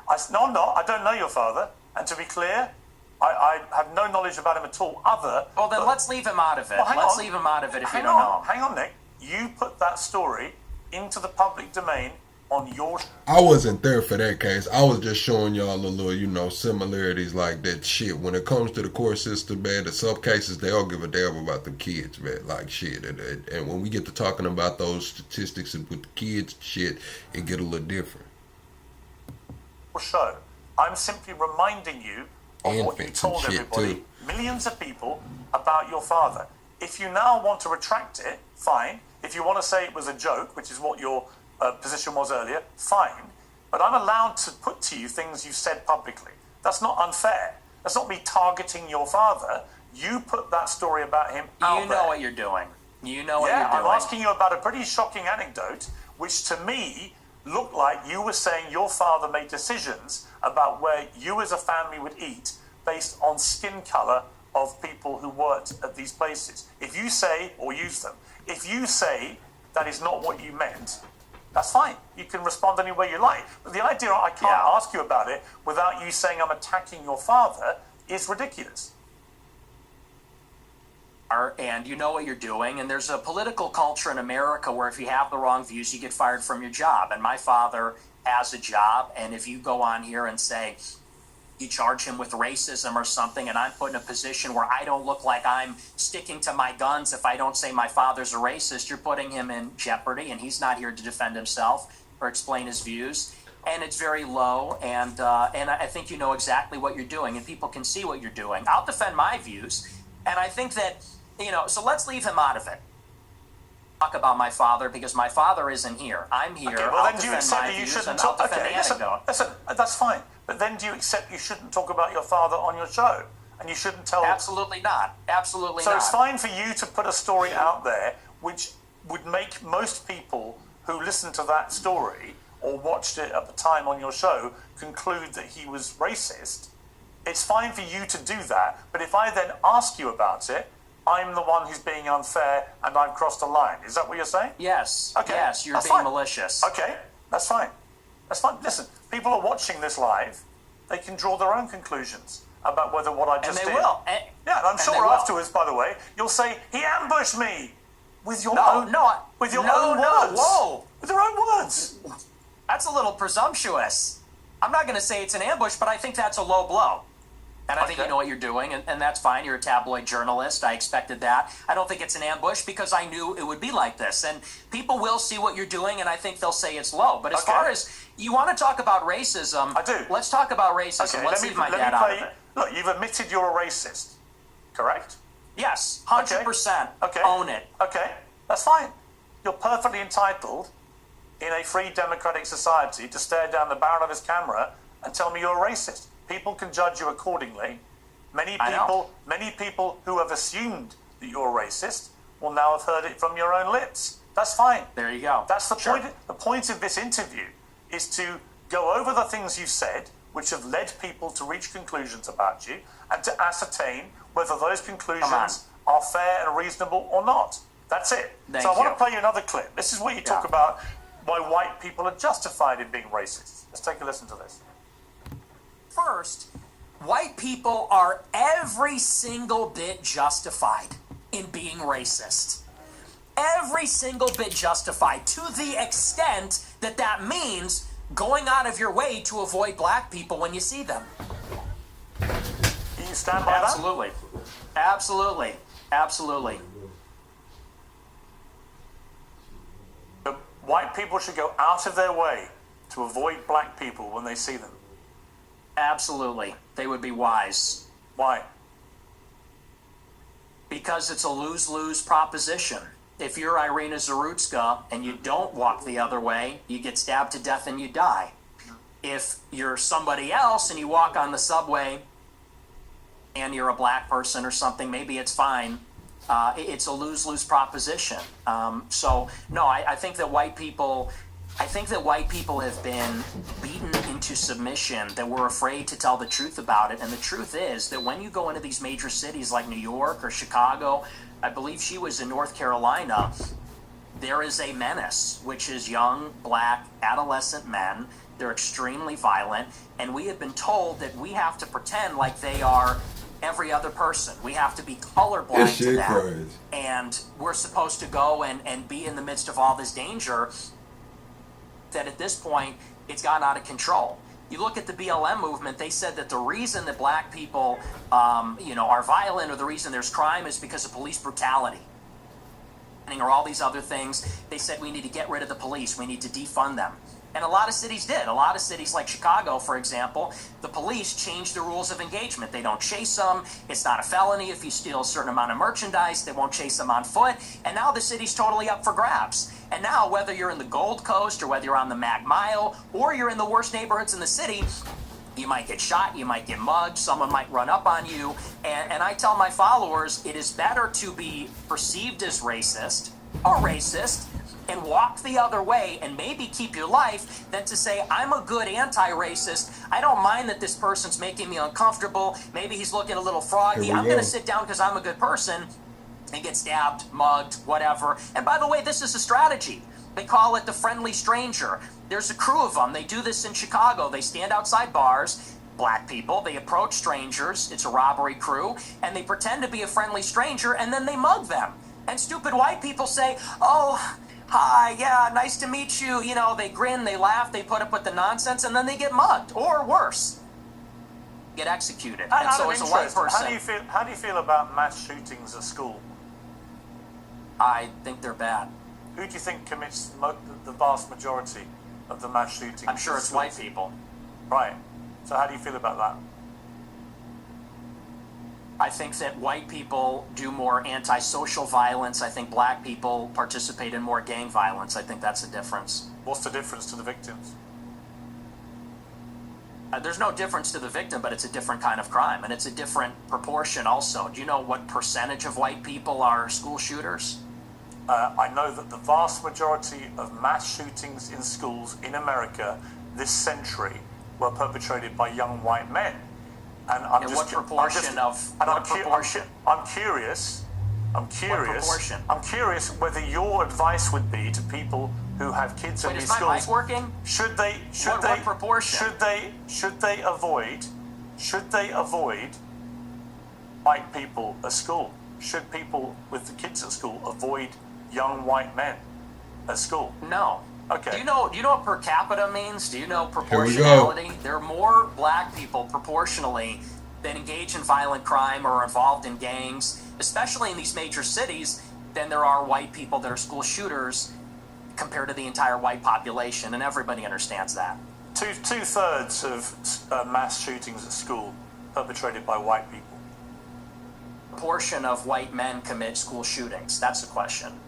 I've just told you. It's 60 or 65% of school shootings by white people. You're telling me what proportion of school shootings are committed by white people. I'm saying what proportion of white people have committed school shootings. Are you playing dumb, or are you just not that smart? What difference does that make to the children lying dead on the ground? See, now you want to jump on the victims. The difference is you're asking, would you fear white people or black people? And that's the difference. No, I'm not. What I'm saying to you is, by your logic, if we now have agreed that the vast majority of mass shootings in schools are committed by white people and predominantly young white men, then presumably your advice would be to avoid young white men because they perpetrate these massacres. But it won't be because they're white, right? So are you playing dumb, or are you actually dumb? Maybe it's I'm about dumb. proportionality. Maybe I'm dumb. You are because you're, well, I don't think you are dumb. I think you're smart actually, but you're deliberately avoiding per capita. And everybody knows that's the difference. What proportion of white men are school shooters? It's probably 0.00001%. What proportion of black men have committed violent crimes? It's probably like 5%. I don't know what it is off the top of my head, but it's very high. And I would add to that, even as it concerns schools, why do you think parents pay a super high property tax to live in a school district where there's white people? Because they know that if they go to the black school, it's going to be the Bloods and the Crips. It's going to be gangs. It's going to be, you know, you talk about school shootings. Nobody talks about all the school shootings that are committed by gangbangers in and around the school, and all the other violence that's associated with that. I mean, these schools in the south side of Chicago, you know, it's just not. I have an answer for you, Nick. So the proportion of the population who carry out mass shootings is actually the same, black and white. For white people, the proportion of the proportion again, of the population. are you hearing it? I think the trouble with your statistics is a lot of them don't bear much scrutiny. We have a bunch of fact checkers checking all this in real time, because you do have a tendency to just come out with a lot of old baloney. And when you say, you know, well, it's true. And when you're confronted with reality, you don't like it. What's the figure? What proportion of white people have committed school shootings? With white people as the denominator and white people that have committed school shootings as the numerator, what's that percentage? For both black and whites, the proportion of the population who carry out mass shootings generally is about the same. Tell me the number, and then the only focus of your attention, the black shootings, the black crime, You don't want to live around black people. You want to avoid black people. You don't want interracial marriages or relationships that may produce black people. And yet, when I point out to you that there are many parts of crime in America where actually there's a majority of white people that perpetrate them, you don't care. You don't have any interest in that. Here we it doesn't go. exercise your mind. Maybe because no one's buying this. This kids. argument lost. No one is buying this. Everybody understands per capita, and people can even see what you race ahead and say, well, we're comparing the proportion of white and black school shooters. I said, no, compare the proportion of school shooters that are white versus violent criminals that are black, because that was the basis of the monologue, is that you're very likely, if you encounter black people or a young black man in the city, that you're going to be the victim of a violent crime, of a robbery, a mugging, a car theft, a carjacking, or a murder. That's the difference, and it's about proportionality. And everybody sees past that because we all live in reality. You want to talk about product of your environment?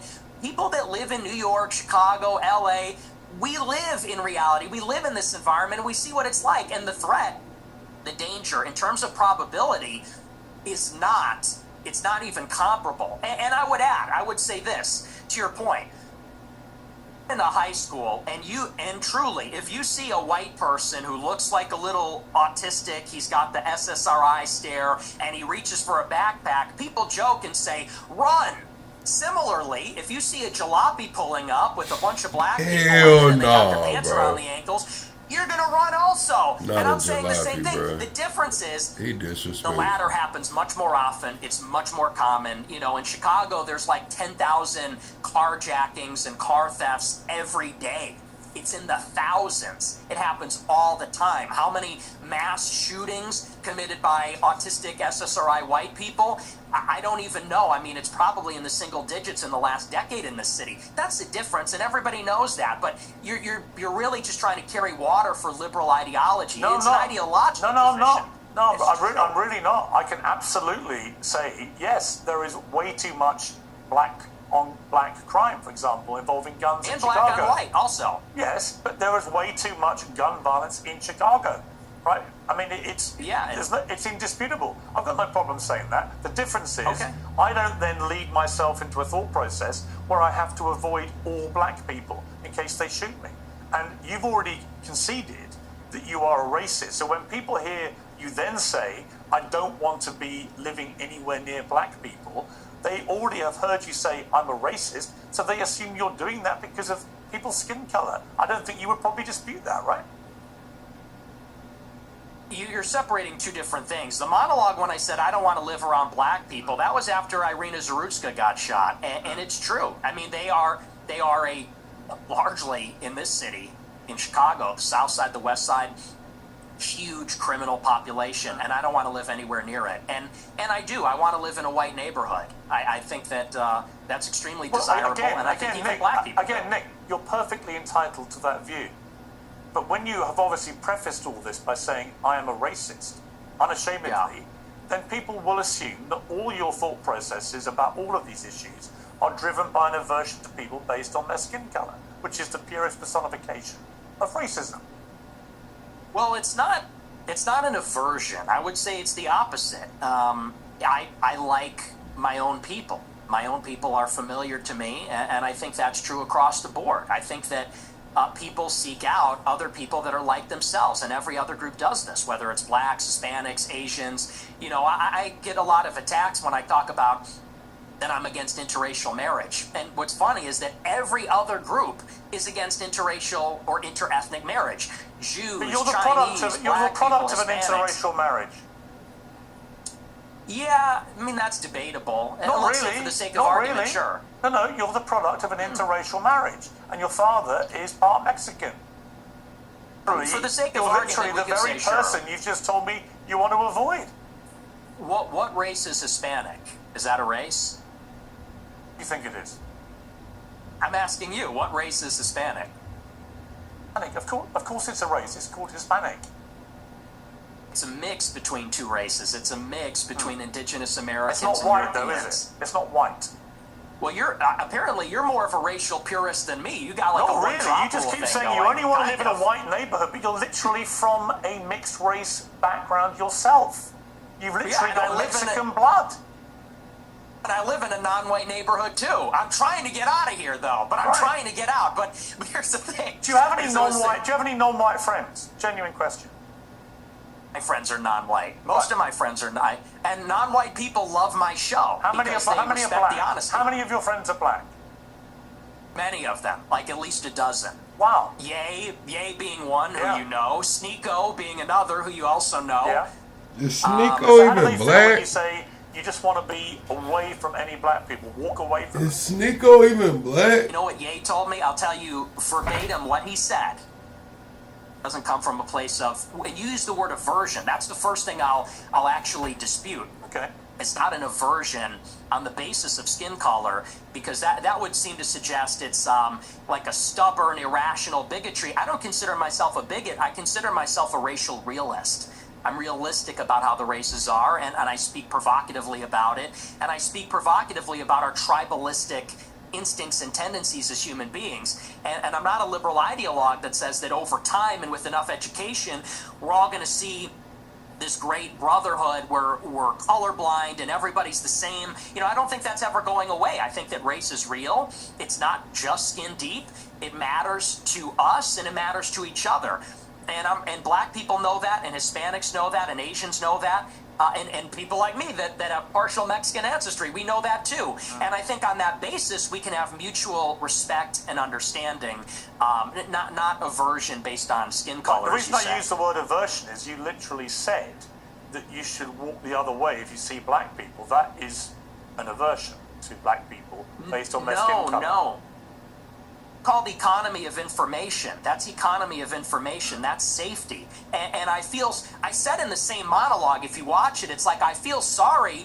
The problem is you click the 10 seconds. I don't know if you watched the whole show, but in that monologue I said, most black people are not violent or criminals. I said, and it's unfortunate that we're going to offend them when we turn and walk the other way. I said, but the problem is we don't know. We can't tell. And someone like Irina Zarutska, she sat down in front of a black man with her headphones in and wasn't paying attention because she was being a good liberal and said, I'm not uncomfortable by this. I'm progressive. Then she got stabbed in the neck. And I said, it's unfortunate that you would have to sit behind the black man to be safe. And if he's not violent or schizophrenic, he might be offended by that. I said, but I would rather offend him than die. How many deranged white men have committed atrocious acts of murder in the last 10 years in America? Far fewer. But far fewer. How many? Do you know how many? You have a research team. You pull it No, up. I but don't have you're it in very front of big. me. You're obviously extremely exercised by that one story, which was horrific for the record. Absolutely horrific. And should never have happened. The person who perpetrated that evil act had a string of previous offences and should have been picked up more, and it should have been amplified more. I completely concur with all of that. But I just suspect you have no idea how many white people have committed similar crimes, do you? No, because I know it's far fewer from experience. Okay. Because it's like you said. Well, and hang on, and I would add to that, you know, Irina Zarutska wasn't the first one. That was also after Austin Metcalf was killed in Texas. Sure. After But Carmelo how many Anthony times has it stabbed been him in the neck. perpetrated by white people? Hang on, let me finish my point. But you're And then not implying that only white did- people don't do this. And my point to you, Nick Fuentes, is of course, Oh, I never said white people don't do Of course, it. deranged white people commit heinous acts. But you don't either know. No disagreement. You neither know nor care, or maybe both. Maybe you do know but don't care. You only seem to be focused on black people who commit crimes. And again, if you hadn't prefaced the whole debate about racism by openly conceding you are a racist, I could read other connotations into what you've been saying. But once you've said, I'm a racist, and then you only talk about black crime, I think people can watch this and they can say, yeah, he's a racist. And everything that he says about crime is driven through the prism of being a racist who judges people according to their skin color. Well, it's funny because it's quite on the contrary. And I said this in a similar monologue. You know, the problem is not that I wake up and I walk down the street and I see someone that doesn't look like me and it makes me angry. The problem is there's a pattern of behavior. All seen. Blacks in America have become narcissistic, and they become narcissistic because they've been told they're victims of racism, they're victims of slavery. They've been told, really, there's no accountability. All right, chat, man. Look, we finna get up out of here, man. We gonna come back live later, man. K-Cell, what it do? Yeah, man, K-Cell, we monetized. I never lost it since I first got it, K-Cell. Once I first got it, I never lost it, man. You know, for the first year, they just didn't want to monetize me. But yeah, we're gonna come back later, man. We'll finish this episode probably sometime this afternoon, then we'll come back for a nighttime show. It's cold as hell down here, man, but I got a few things I gotta take care of. And yeah, I'll be back, chat. Double tap the screen, get in the Discord. We do have a giveaway going on, man. Do I have the shirt with me? Do I have the shirt with me? I got the shirt with me somewhere, man. But yeah, get in the Discord, man. Darken, man, you got to watch the playback, man. We've been live for 2 hours, man. We've been live for 2 hours, man. But I will be back later on, man. I'll see y'all on the next one, chat.